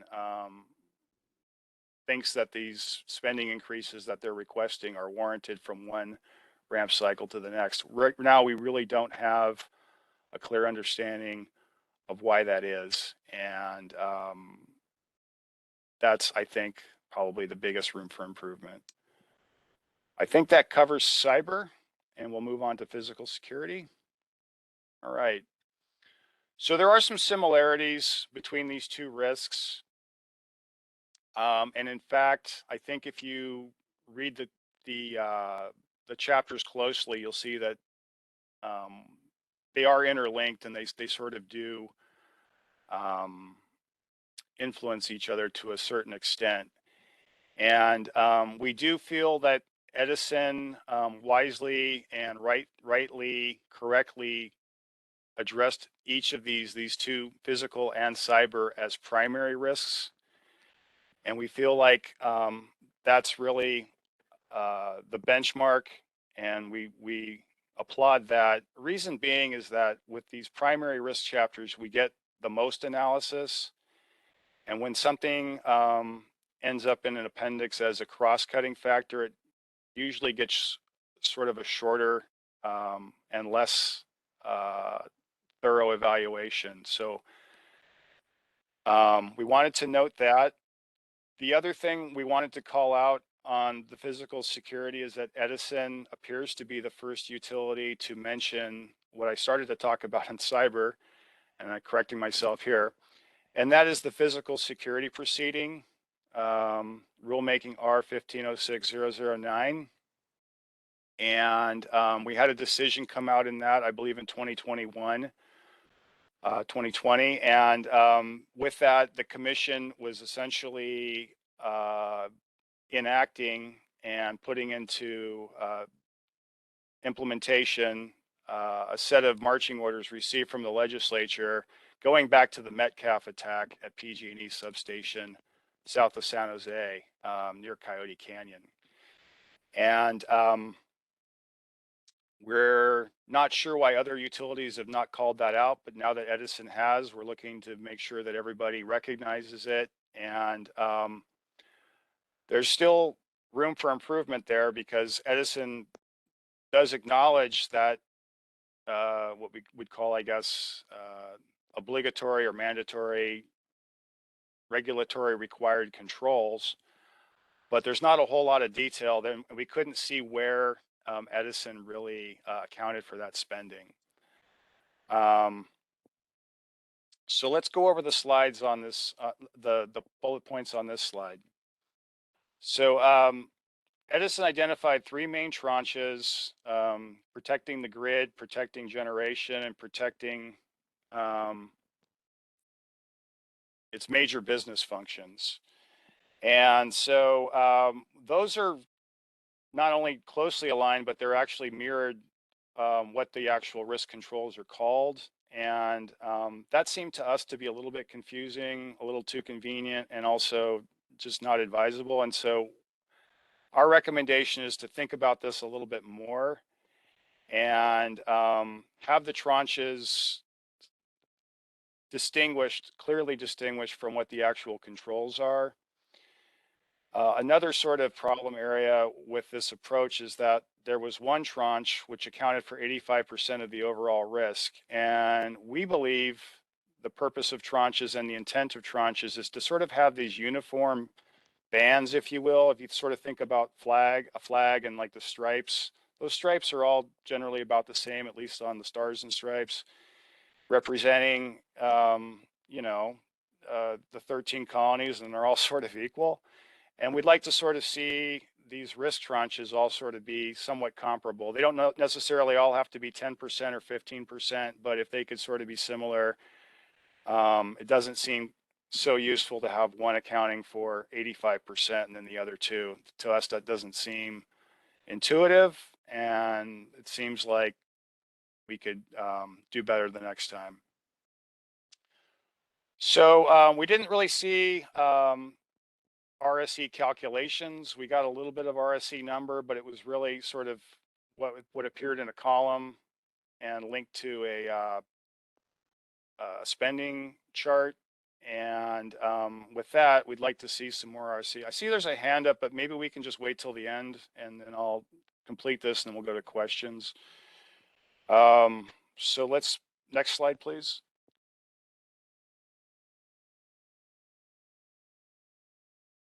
Right. So we talked about we'd like to see more numbers to sort of account for how Edison derived its RSEs. While it's handy to have a couple of numbers in a column linked to the budget table, because these numbers range so wildly from less than 1 to almost 200, it's really kind of hard to figure out and get a sense of what the overall risk for each proposed plan, both the proposed alternative as well as the two alternatives that Edison rejected. And we'd like to just sort of see at the end of the day a number attached to each of those plan alternatives for RSE, as well as sort of seeing some of those numbers in the narrative. You know, they may be tucked away somewhere in the filing, but I wasn't able to conveniently locate those anywhere within the narrative of the chapter.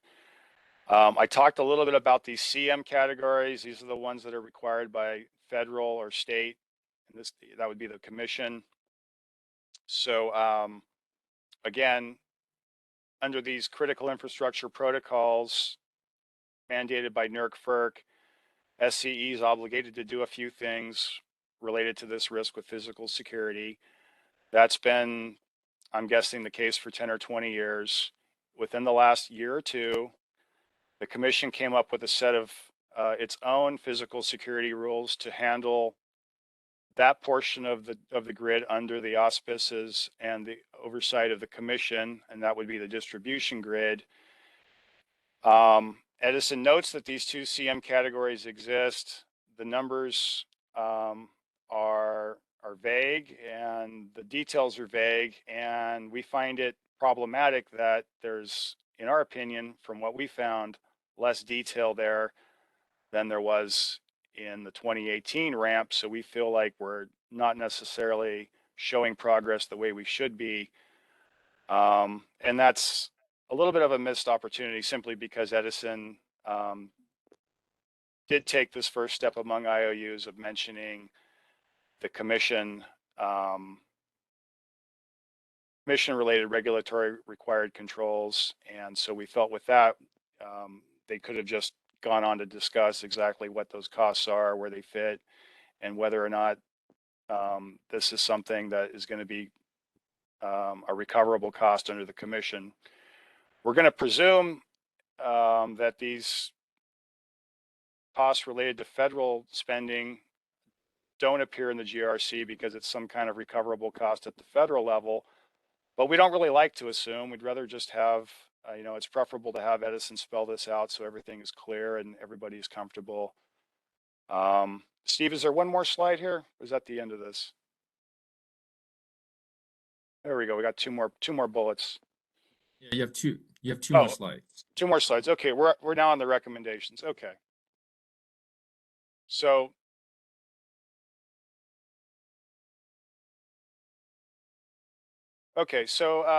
you know, real quick, just to walk through everything, doing better with the tranches, getting more granular. We want to see a sort of somewhat even spectrum of the risk bandwidth assigned to each of these tranches.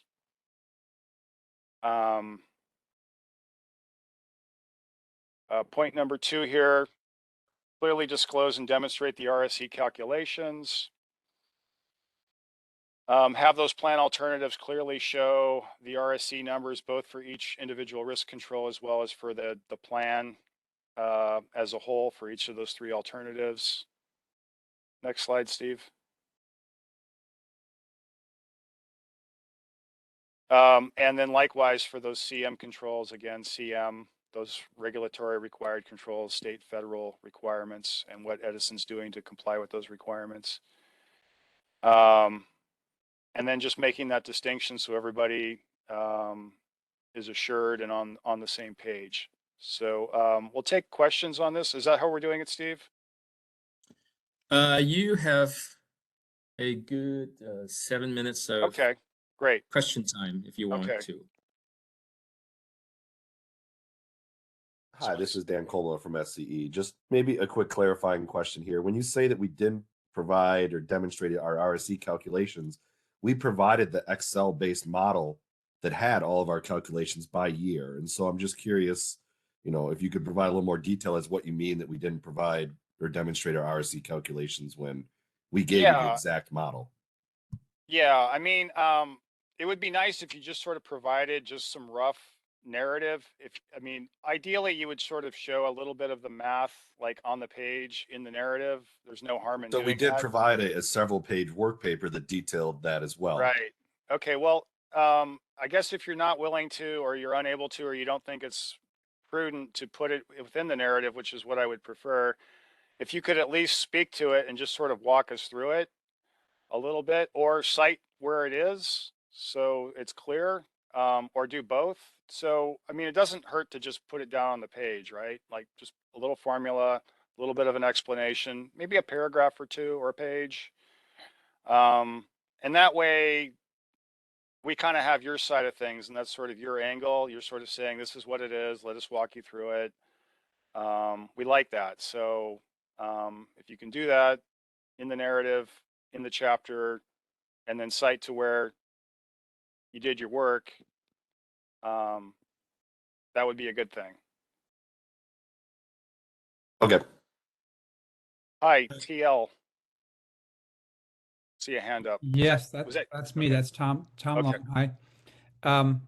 Jeremy, I have a couple of clarifying questions. I'm not remembering the slide, but there was the one where you were using the flag analogy about Oh the yeah, tranches the tranche. Yeah. and bands you were talking about. Yeah. I assume implied in what you said, I don't think you made it explicit, but implied in what you said is that those bands should have homogeneous risk profiles. That is, they should be ones that have the same lore and core. That's the underpinning of what makes a tranche. Is that what you're also intending to say?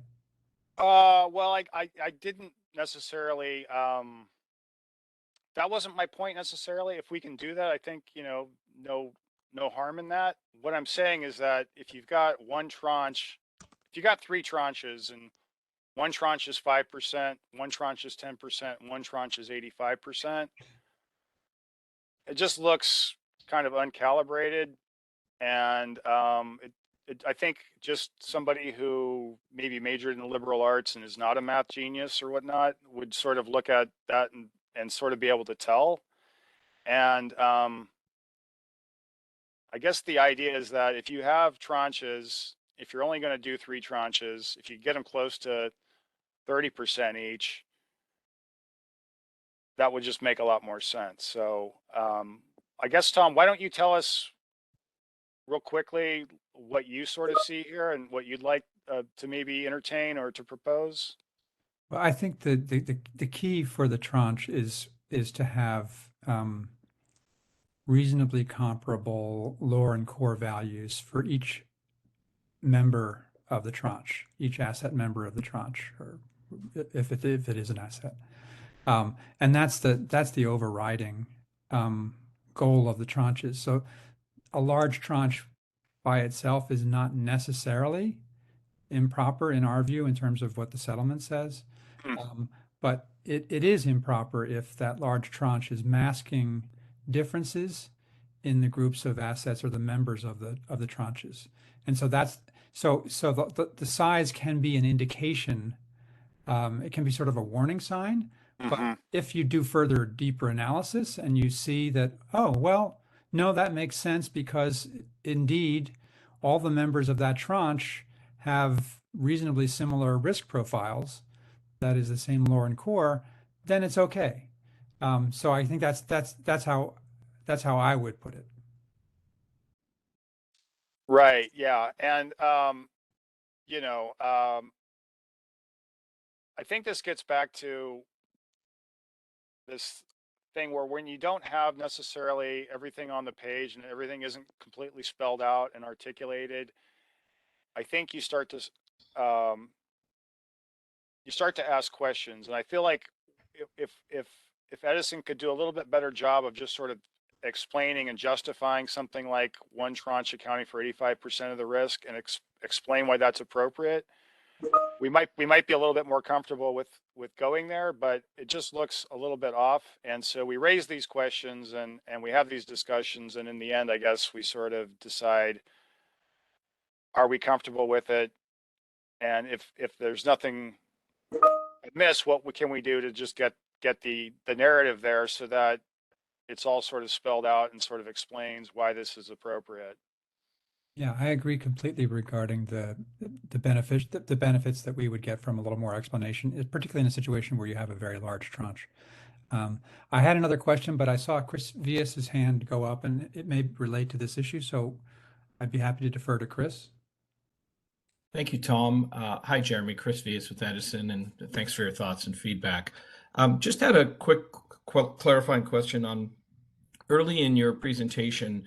I think you used some language to the effect of this chapter is SCE's second attempt at the cyber area, and SCE would just like to understand what you sort of mean by that. I mean, we had a chapter on cyber in the 2018 ramp, which was found by staff to have met all applicable ramp requirements, and we didn't submit any draft chapter, or we were not asked to resubmit something. So in this ramp cycle, so I'd just like to understand kind of what you meant. Thank you.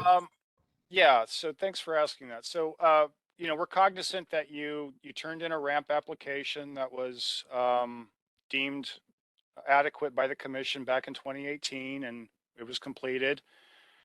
And this is really your second iteration, your second official iteration that's going to be completed. And that's kind of what I meant by that. But I also wanted to acknowledge that I believe that there was one, unless I'm getting confused, maybe I'm thinking of Sempra, where there was a thing where they submitted an application and then it kind of came to a stop and then they redid it. So I think that might be the case. Yeah, Jeremy. I'm thinking of Sempra. So sorry. So anyway, you've done this twice.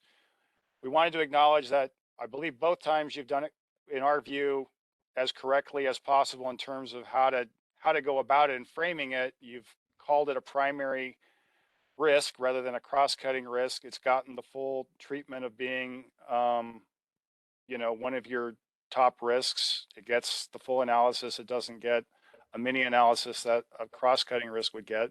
We wanted to recognize and applaud that. With the physical security, we wanted to also state that it was a good thing. You recognize the commission's R.1506-009 new requirements for this. There was a real opportunity, I think, to talk a little bit about that, how you're going about asking for the funding. We didn't quite see that spelled out. And then that sort of cues up the discussion about the federal. So I think maybe more than the bandwidth and the tranche and the RSE, these are the sorts of things that should and could be addressed in a ramp chapter. It talks just, I mean, it sort of speaks to the story you're trying to tell and how that story, I think, is not necessarily complete. And it makes it harder, I think, for staff to really comprehend. It makes it harder for the interveners to fully grasp it. It makes it harder for us to really explain it or to try to convey what's there to our decision makers. And I think, you know, in the end, Edison's not getting credit necessarily where credit, like you could do a better job of giving yourself credit for all the work you're doing by simply putting it down on the page and explaining, this is what we've done, this is how we did it. You know, a lot of work's been done on physical security. There was a whole proceeding, and I think, you know, Edison was a real leader on that. I saw them leading all the technical working groups. I saw them working with me to sort of put together various protocols and various straw proposals. So Edison knows this stuff, and Edison should really just document what it knows. And if that means working more with those frontline folks who do that program, bring them in on the ramp. The same way we bring in our experts from our team who are assigned to the cyber section to look at and review at this stuff. So, you know, we're willing to work with you over the next 4 years till your next one, work closely if necessary, you know, team up and line up our cyber and physical security experts for these risks so that we're in alignment and Edison is telling the story that needs to be told. Thank you, Jeremy. I got one more question. Do we have time for another question, Steve?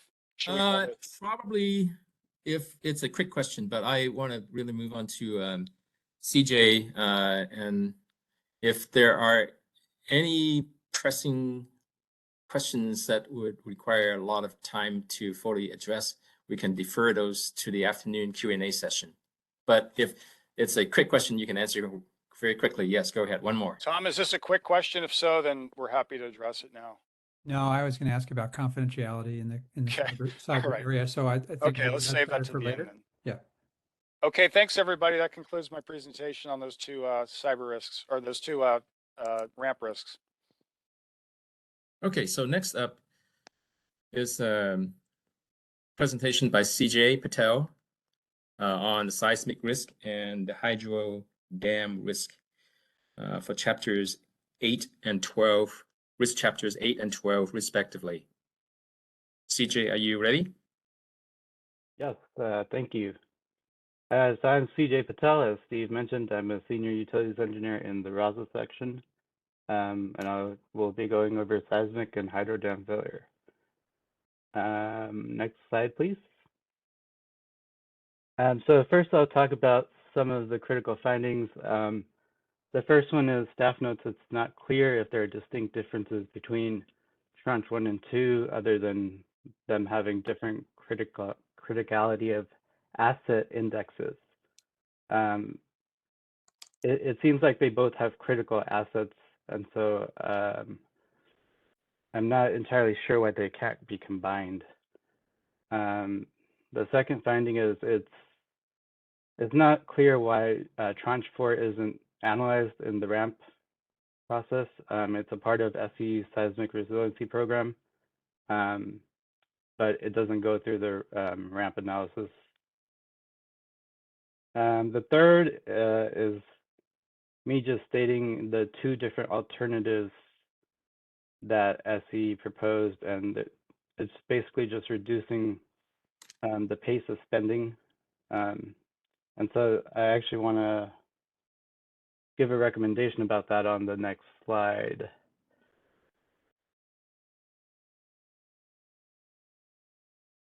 So I really only have one recommendation for this chapter, and that's staff recommends proposing programmatic alternatives in future ramp filings, such as different mitigation programs or mixing and matching mitigation programs rather than just reducing the spending at different rates.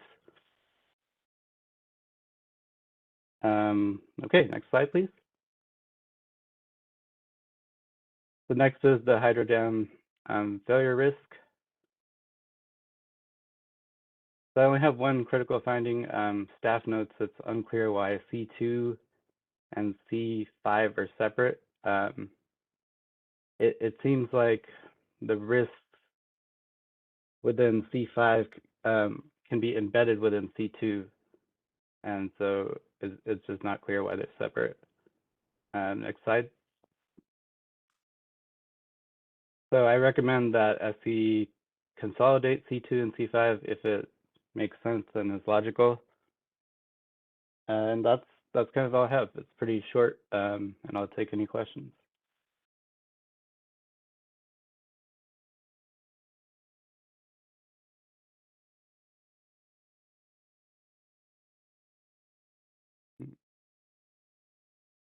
Okay, it looks like there are no questions for you, CJ. Okay, fantastic.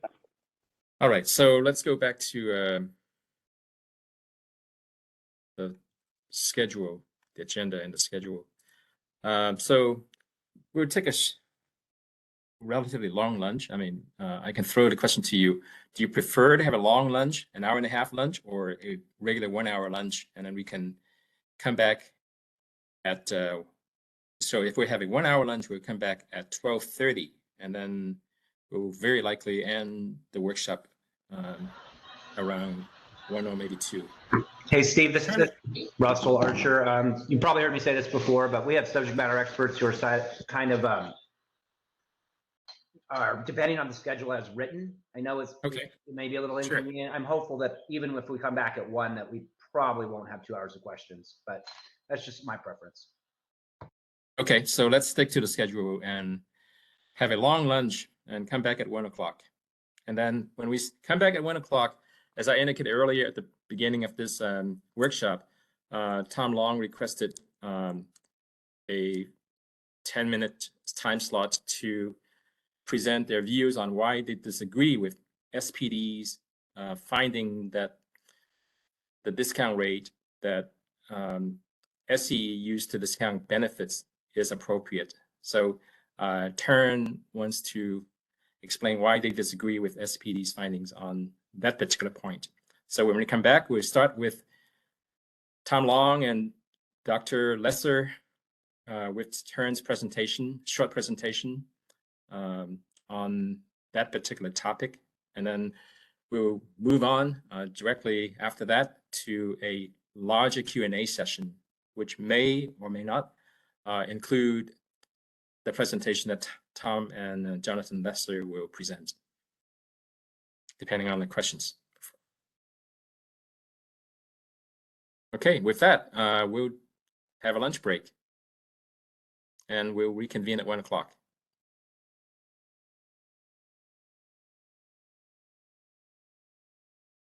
I'll see you back here at 1 o'clock.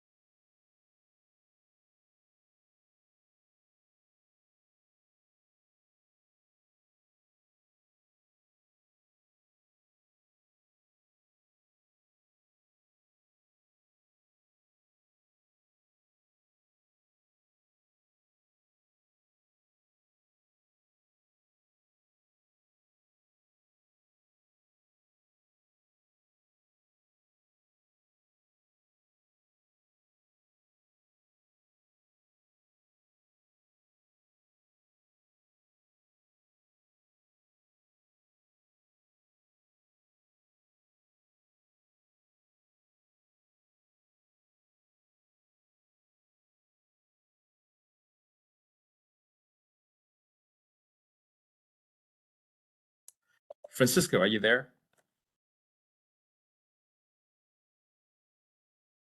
If you're there, maybe we can pause the recording.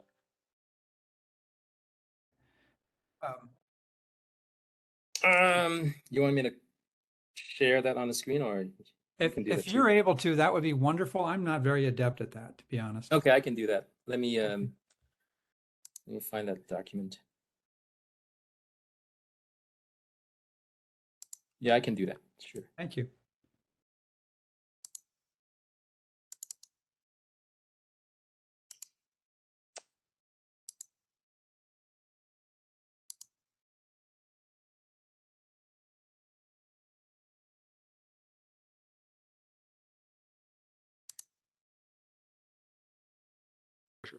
There we go. Okay, good. Thank you. All right, Tom. Who will be presenting, you or Dr. Lesser, or both? I will start and then I will turn it over to Dr. Lesser.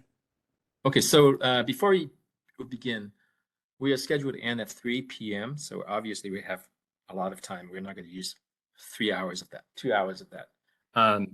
So my plan is you will spend maybe 10, 15 minutes on your presentation, to be followed by about 5 minutes of Q&A specific to your presentation. And if that's not sufficient, then we can spill over into the general Q&A. But my plan is that we have a larger Q&A after you're done, so that your part of the presentation won't eat up the whole Q&A. So if opportunity arises, you certainly will have plenty of opportunity to field any questions specific to your presentation. Okay, very good. Could I just confirm before we start that Dr. Lesser is on as well? I'm here. Can you hear me? Good. Sounds good. Okay, great. So I will kick off this discussion that Turn would like to present about the discount rate issue. You can just leave it. I'm just going to set up the issue first, Steve, and then we'll get into this document a little bit later. So first, thanks to SPD for allowing us this opportunity. So the discount rate issue, of course, sounds arcane, but it actually has a potentially quite significant impact on the RSE values and also on the ranking of mitigations by RSE. So it can be quite a significant issue. For background, Edison's RSE calculations use two different discount rates for the numerator and the denominator. For the numerator, they use what they refer to as a social discount rate of 3%. And for the denominator, they use what they refer to as an incremental cost of capital, I believe, that rate of 10%. So they're different rates, and in our view, the rate for the cost, the denominator is high, and the rate for the numerator is low. We think the more appropriate approach would be to use the same discount rate, which would be, and that discount rate should be the weighted average cost of capital, which, if I'm remembering correctly, is in the neighborhood of 7.6 or 7.7%. It may be changing. It may change based on a pending proposed decision, but anyway, that's what we'll talk about for now. It's like about 7.7%. When Turn ran a sort of a sensitivity using the 7.7% weighted average cost of capital for both, we saw significant differences. And this is in Turn's informal comments, which are not up on the screen, but these are the informal comments we presented to SPD before they prepared their report or finalized their report. And it showed that depending upon the period at the benefit period, and the longer the benefit period, the more an impact, the more there was an impact. But that the difference between using a uniform weighted average cost of capital for both numerator and denominator and the SCE's approach meant that, in our view, that Edison's RSEs could be overstated by as much as 65%. Certainly it was common for them to be overstated by 50% or more. So that's just to underscore the significance of the issue. The SPD report reaches the conclusion that the denominator of the RSE calculation should be discounted not at the 10% rate proposed by SPD, but the weighted average cost of capital. But they took the position regarding the numerator that it's not necessarily inappropriate to have different discount rates for the numerator and the denominator, and that it would be good for Edison to justify the discount rate that they choose to use for the numerator. Now I'm going to segue into the document, and it just went dark on the screen, at least on my screen. Is that document still available to show?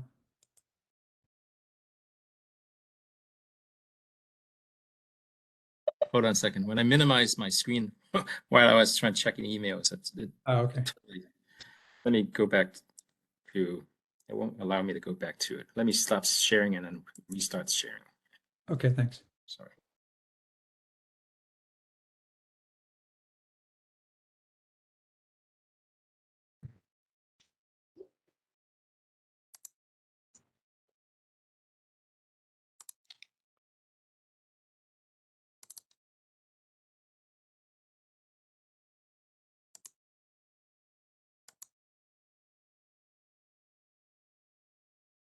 So, can't find that document.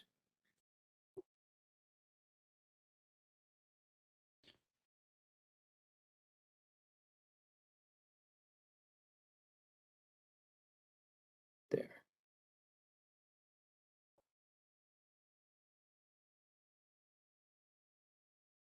There we go. Okay. Okay. Okay, good. If you could go to the third PDF page on that.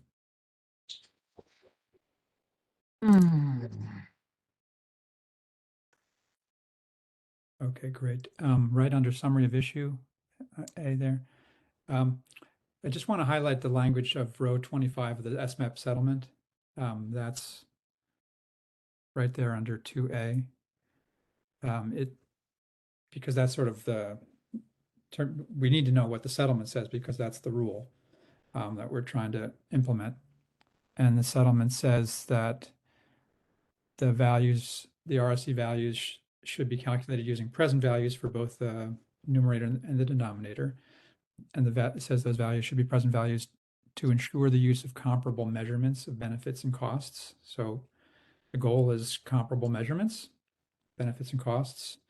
In our mind, that makes a strong case in its own right for using a uniform uniform discount rate, the same discount rate for the numerator and the denominator. But we're going to talk today about other reasons why we think it's appropriate to use the same discount rate for the numerator and the denominator, and why the weighted average cost of capital should be the correct rate, is what we believe is the correct rate. So now I'm going to ask Jonathan, Dr. Lesser, to talk about, beginning with section B of our comments, about the concept of present value and how it argues for using the weighted average cost of capital as the discount rate for both the numerator and the denominator. So, Dr. Lesser, I'll turn it over to you. Thanks, Tom. The core of what SPD's conclusion about discount rates on page 18 of the report that you can see on your screen now says that it doesn't make sense necessarily to use the same discount rate to be used for the numerator and denominator unless the two types of outcomes have the same characteristics and same built-in assumptions. SPD then goes on to say it does not seem appropriate that fatalities averted or other external benefits 1 year from today should be worth less than fatalities averted today by an amount dependent on SCE's weighted average cost of capital. In my view, this misstates the concept of present value, which is what we're measuring using a discount rate. What's really going on here is that the case for using the same discount rate doesn't mean that future benefits have less value to society than they have today. What it means is that the amount of money that must be set aside today to realize future benefits is less than what's needed today because of the power of compound interest. So, in other words, you're not saying discounting or saving someone's life or avoiding a future death 1 year from now is worth less than avoiding a death today. It's just that you don't have to put as much money away to compensate. So that's, in my view, what SPD seems to not have understood fully. And the other issue is you always have to use the same discount rates for costs and benefits. There's simply no exception. And we provide, starting in section C on the next page, or the next on page, what's shown as page 4, some examples of two projects that one would be indifferent between because the benefits and costs are the same. The only, so project A1 in the example has benefits and costs of $1 or 1 unit today in the first period and nothing thereafter. The second project A2 has benefits and costs of 1 unit, but in period 2, nothing today and nothing after period 2. So you should be indifferent. Anyone would be indifferent between the two projects because neither has any net benefits. Benefits and costs are the same. So again, you're indifferent. So whether the project is executed you do it today, you do it in the future, the net gain is going to be always the same. It's zero. But if you start using, if you calculate RSE values, there's really three cases to consider. You use the same discount rates for costs and benefits. You don't discount benefits at all under the belief that somehow benefits in the future are worth just as much as benefits today, or you use different discount rates for costs and benefits. And Steve, could you advance to the next page, please? Thank you. So in the first case, as you can see on the screen, it's very easy to calculate the RSEs for each project. They're both equal to 1. So again, you're indifferent between the two. So in other words, the timing of the projects doesn't change the fundamental fact that the benefits always equal the costs whenever the project is performed.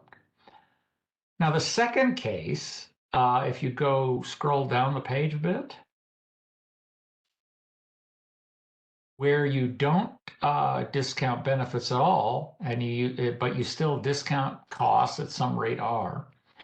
Well, for the first project, the RSE is still 1, but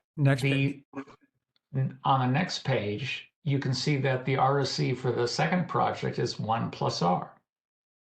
So in other words, what you're doing by not discounting benefits is you're saying, well, we prefer projects that defer benefits to the future. And the longer you defer it, the greater will be the RSE. So essentially the benefits of a project increase over time relative to the project in at the current time. Finally, if you go to case 3, where you have one discount rate for benefits, call that Q, and another discount rate for cost, call that R, then again, the RSE for project A1 still always 1, but the RSE for project 2 turns out to be 1 plus R over 1 plus Q. So you can, if R is greater than Q, if you discount costs at a higher discount rate than benefits, you'll defer 2. If you discount them, if R is less than Q, in which case you discount benefits at a rate that's greater than costs, then you're going to prefer project 1. So in other words, your preferences entirely depend on the discount rates you're choosing for costs and benefits. But we know fundamentally that the projects, you should be indifferent between the two projects because neither has any net benefit at all. So that's really what's going on here. And shows that why you must use the same discount rate.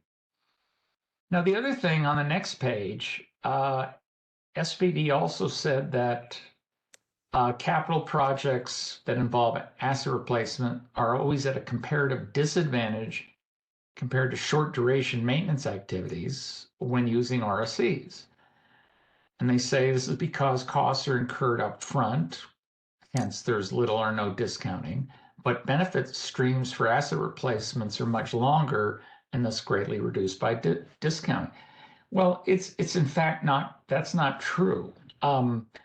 Properly calculated RSEs are just accurately reflecting the benefits and costs of long-lived capital programs and short-term maintenance ones. It's clear that the future benefits of long-lived capital projects are lower in present value terms than near-term benefits, again, because you have to set aside less money to achieve long-term benefits than current benefits. So there's really no, and that's the same as if you incur costs in the future, the present value is lower than costs in current costs. So there's really no disadvantage or biasing at all when you're comparing the RSEs. So that is basically the reason Tern disagrees with SPD. and why it is simply never appropriate to use different discount rates to apply them to benefits and costs. Thank you very much, Dr. Lesser. Also, I sent a chat to Russell earlier and didn't hear back, but I am curious about whether Edison's thinking on this has been influenced in any way by SPD's analysis or by Tern's analysis, and would love to have them join this conversation. Oh, sorry, Tom, I didn't see. Sorry.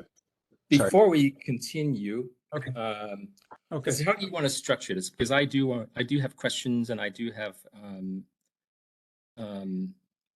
statements I want to make, counterpoints perhaps. Good.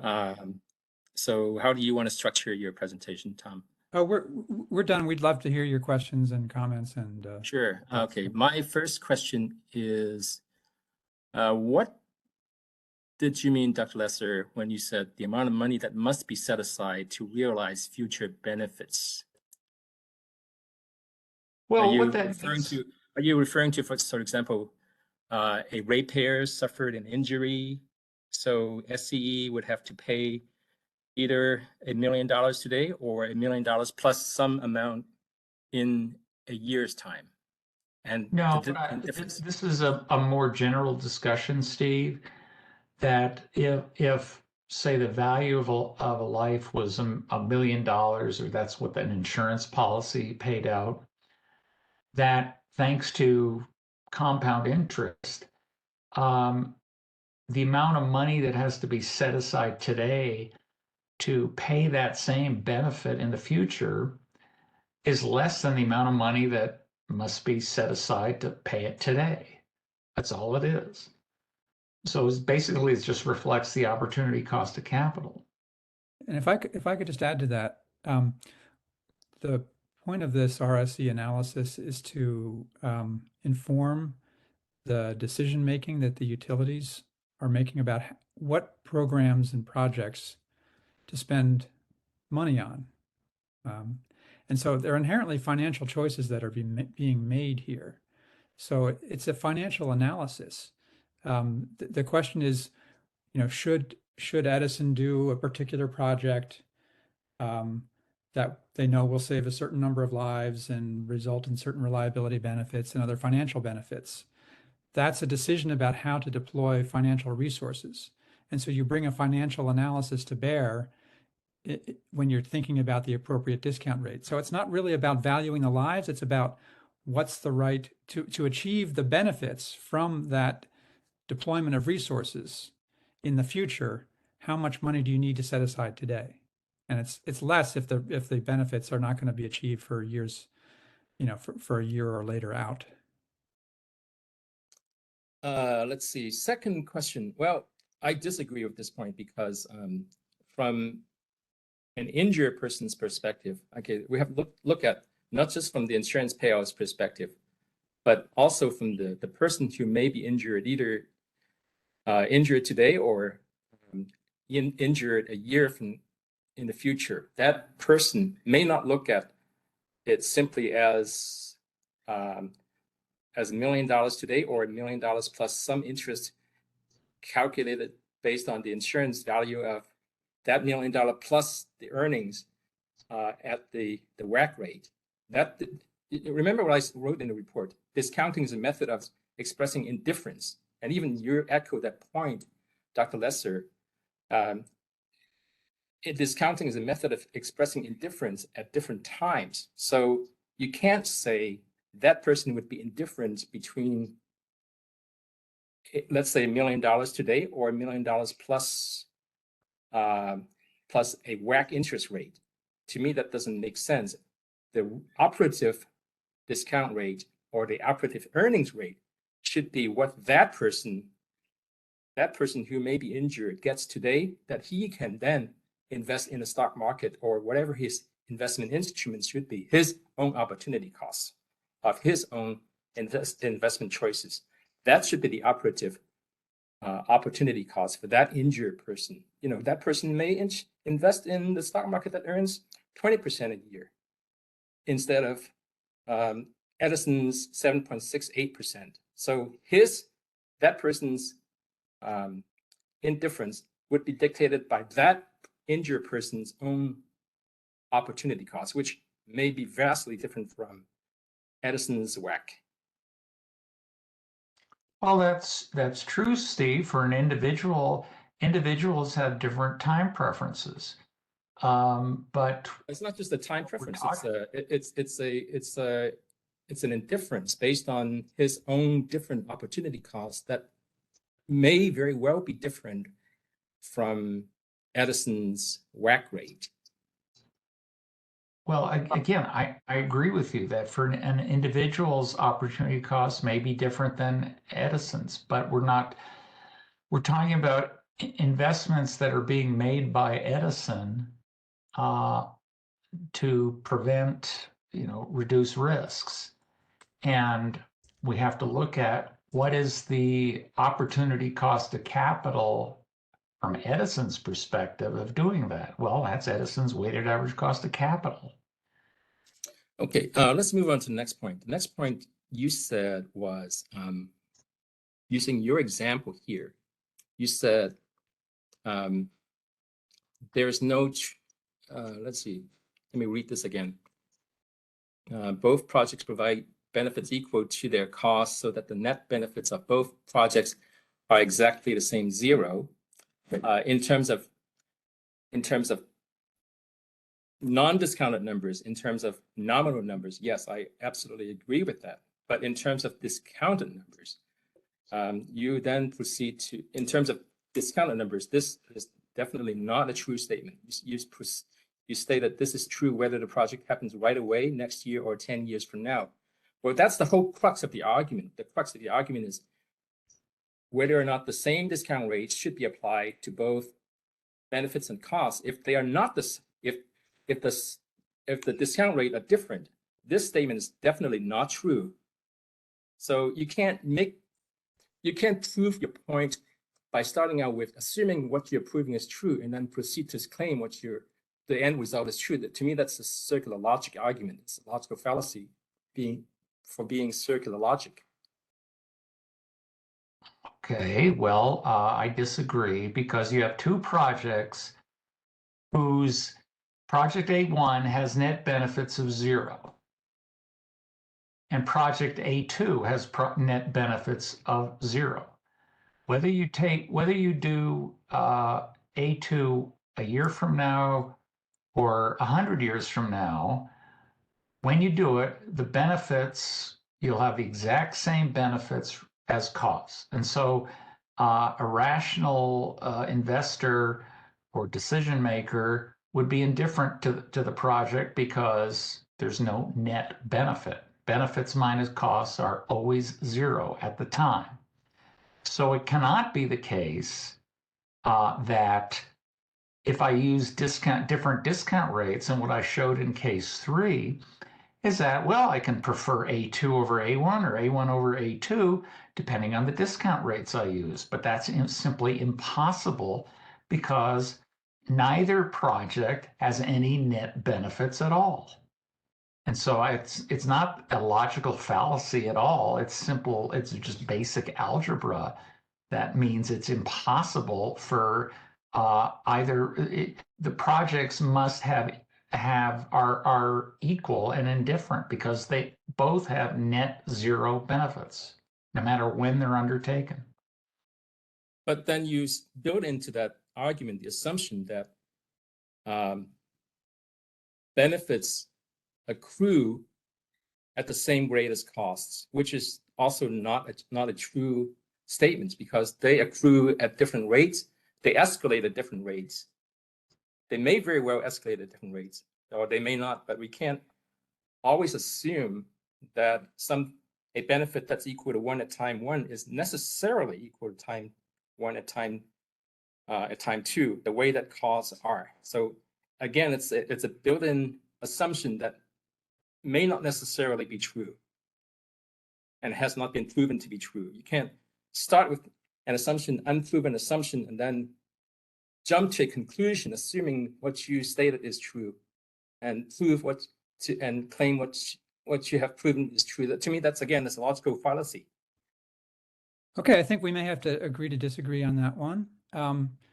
Steve, do you have other comments or questions? Yeah, let's see. I do want to make a statement saying that the present value process is something, and it goes back to what I said earlier too, is something that depends on the subject whose benefit it accrues to. So again, it's a repetition of what I said before, but I just want to expound on it a little bit. So the central question of the difference between your interpretation, Stern's interpretation, and SPD's interpretation boils down to the argument, what is the proper discount rate for the risk benefit? Is whose benefit are those? Is it the benefit and whose and benefits from whose perspective? So if let's say the benefit is in a form of SCE giving a ratepayer $1 today, that ratepayer can invest that dollar earned on can earn interest on that dollar based on his investment strategy. So that person would be indifferent between $1 given to him today and $1 given to him next year, plus the opportunity cost for that person. So again, I already expounded on that, and so I just want to make this very clear in case it was not clear before. And this is a very important point to see, because the discount rate for benefits to that person has to be the appropriate opportunity cost applicable to that person, and is not something that should depend on the SCE weighted average cost of capital. So that's all I wanted to say. Okay. And I want to throw this out to other participants if they want to jump in to express their views, counterpoints, or whatever. Thanks, Steve. This is Russell from Edison, and I'm not pretending to be an economic expert in any way. But I did see, Tom, that you reached out to me privately in the chat, and I'm sorry I didn't notice that until right now. So we saw Tern's comments, and they're interesting. Generally, we align with SPD on this. We don't necessarily agree that the denominator should be the weighted average cost of capital. We think, as Dr. Lesser put it, what is our opportunity cost? We think our opportunity cost is the incremental cost of capital or some version thereof, but we'll make that clearer in our written comments. But we do strongly agree with SPD that it is appropriate in certain circumstances to use different discount rates in the numerator for the benefits as opposed to the denominator for the costs. We think the academic literature supports that sort of dual discount rate issue, and you'll see a lot more of that in our written comments. Could I ask a question for those who are advocating different discount rates for the numerator and the denominator? So the numerator in Edison's formulation of the MAVF reflects various benefits, and the benefits can be different depending upon the impact of the mitigation in question. So the benefits are safety, reliability, and financial. So if the benefits were were all financial, would it be appropriate to use a different discount rate than for the numerator than the denominator? It's an interesting question, Tom. If the benefits were all financial and they all accrued to the utility, then probably not. Well, no, they're accruing the benefits are meant to be benefits that are not for the shareholders, right? They're meant to be the issue, financial benefits, the financial in the MAVF, right? The reason we think it is appropriate, and you'll see this fleshed out more in our written comments, to have a different discount rate for the numerators, because those are societal benefits, and societal benefits generally should reflect a risk-free rate, and they're not correlated with the costs necessary to achieve those benefits, and that's why that sort of seeming disconnect is appropriate. But we are going to put that much more eloquently, hopefully, in our written comments. Mm-hmm. Anybody else want to take a stab at my question about what if the benefits in the numerator are all financial? Okay. And Russell, are you going to, in our informal comments, we noted that your building electrification application took a position against the societal discount rate. Are you going to square your position here with that position? I'm not familiar with that particular application, Tom. Okay. I mean, I know that it exists. Yeah. I don't know the details about it. Okay. Any other? Oh, Steve, you can take it over from here, and we really, Okay, I want to say we really do appreciate the opportunity to express our thoughts, and particularly Steve, to hear your feedback. We'll take it all into account, give it some thought, and this was a chance to have a little discussion from our perspective. Sure. So this discussion on the discount rate is over. Let's move on to the logic Q&A on the presentation we gave earlier in the morning. Do parties have any questions or comments on the presentation and our findings that we presented in the morning today that you would like to discuss? Tom, yes, go ahead, please. Yeah, I deferred a question earlier in Jeremy's presentation on cybersecurity and physical security risks. And I'd like to have a little conversation about the impact of confidentiality needs on the utilities presentations in that area. I fully agree with and support SPD's conclusion that more detail would be useful in both the narrative discussion and in the calculation of RSEs. I'd love to hear Edison's thoughts about whether that presents any confidentiality challenges, and if so, how we could deal with that. Because I guess I'll just lay my cards on the table. If there are confidentiality issues, I don't think that's a reason to be less detailed in the analysis. I think if it's a legitimate confidentiality issue, it may be a reason to have some of the presentation make that confidential. We do that as necessary in CPUC proceedings, and parties can sign non-disclosure agreements, and we deal with that. So that would be my perspective. I wouldn't want Edison to be shying away from providing the appropriate level of detail in their analysis based on confidentiality concerns. So I'm just sort of putting out there our perspective on the issue. Hi, Tom. This is Chris Vias with Edison. Thanks for your thoughts. Just a couple of notes in response. Number one is appreciate where you're coming from, but it's kind of hard to resolve complex confidentiality issues in a general workshop.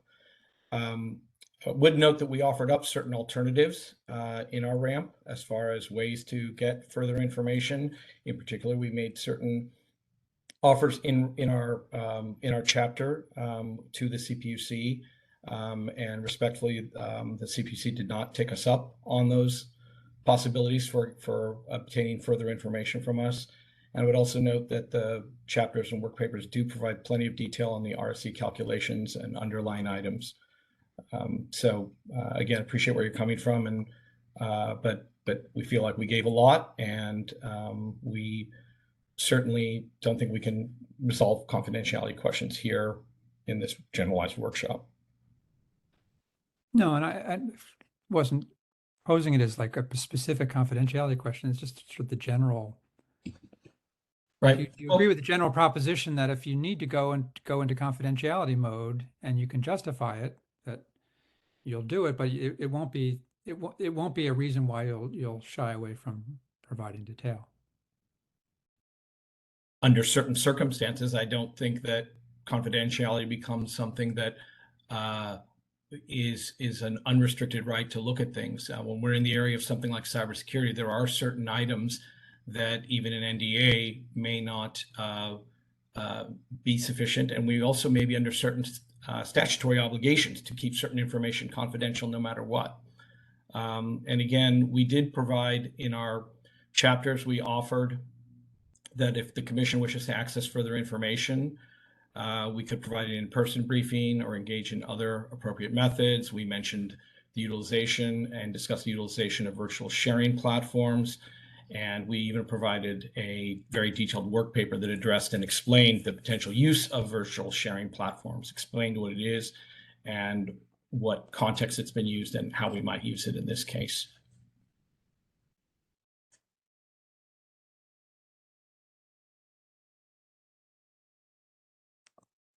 Thank you. Thanks, Tom. Appreciate it.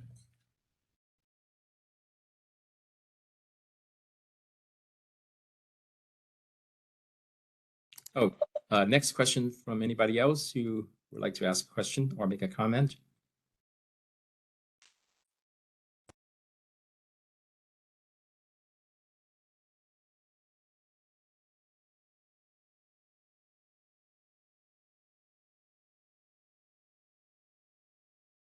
No questions, no comments from anybody else?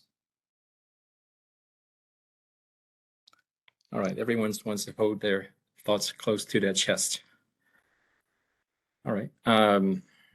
So if there are no further questions or comments, this workshop is coming to a conclusion, and we can end this now. Stephen, Chris Vias with Edison, just wanted to say thank you to you and the SPD team, both for your efforts in the regulatory review and for hosting this workshop. We very much appreciate the thoughts and perspectives, and also the welcomed hearing perspectives from parties as well. So thank you very much. We appreciate the time spent on this. You're welcome.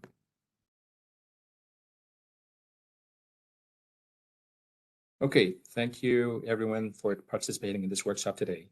This adjourns this workshop. Thank you. Thanks very much. Steve. Thanks. Bye-bye. Bye. Thanks. Okay, we can stop recording.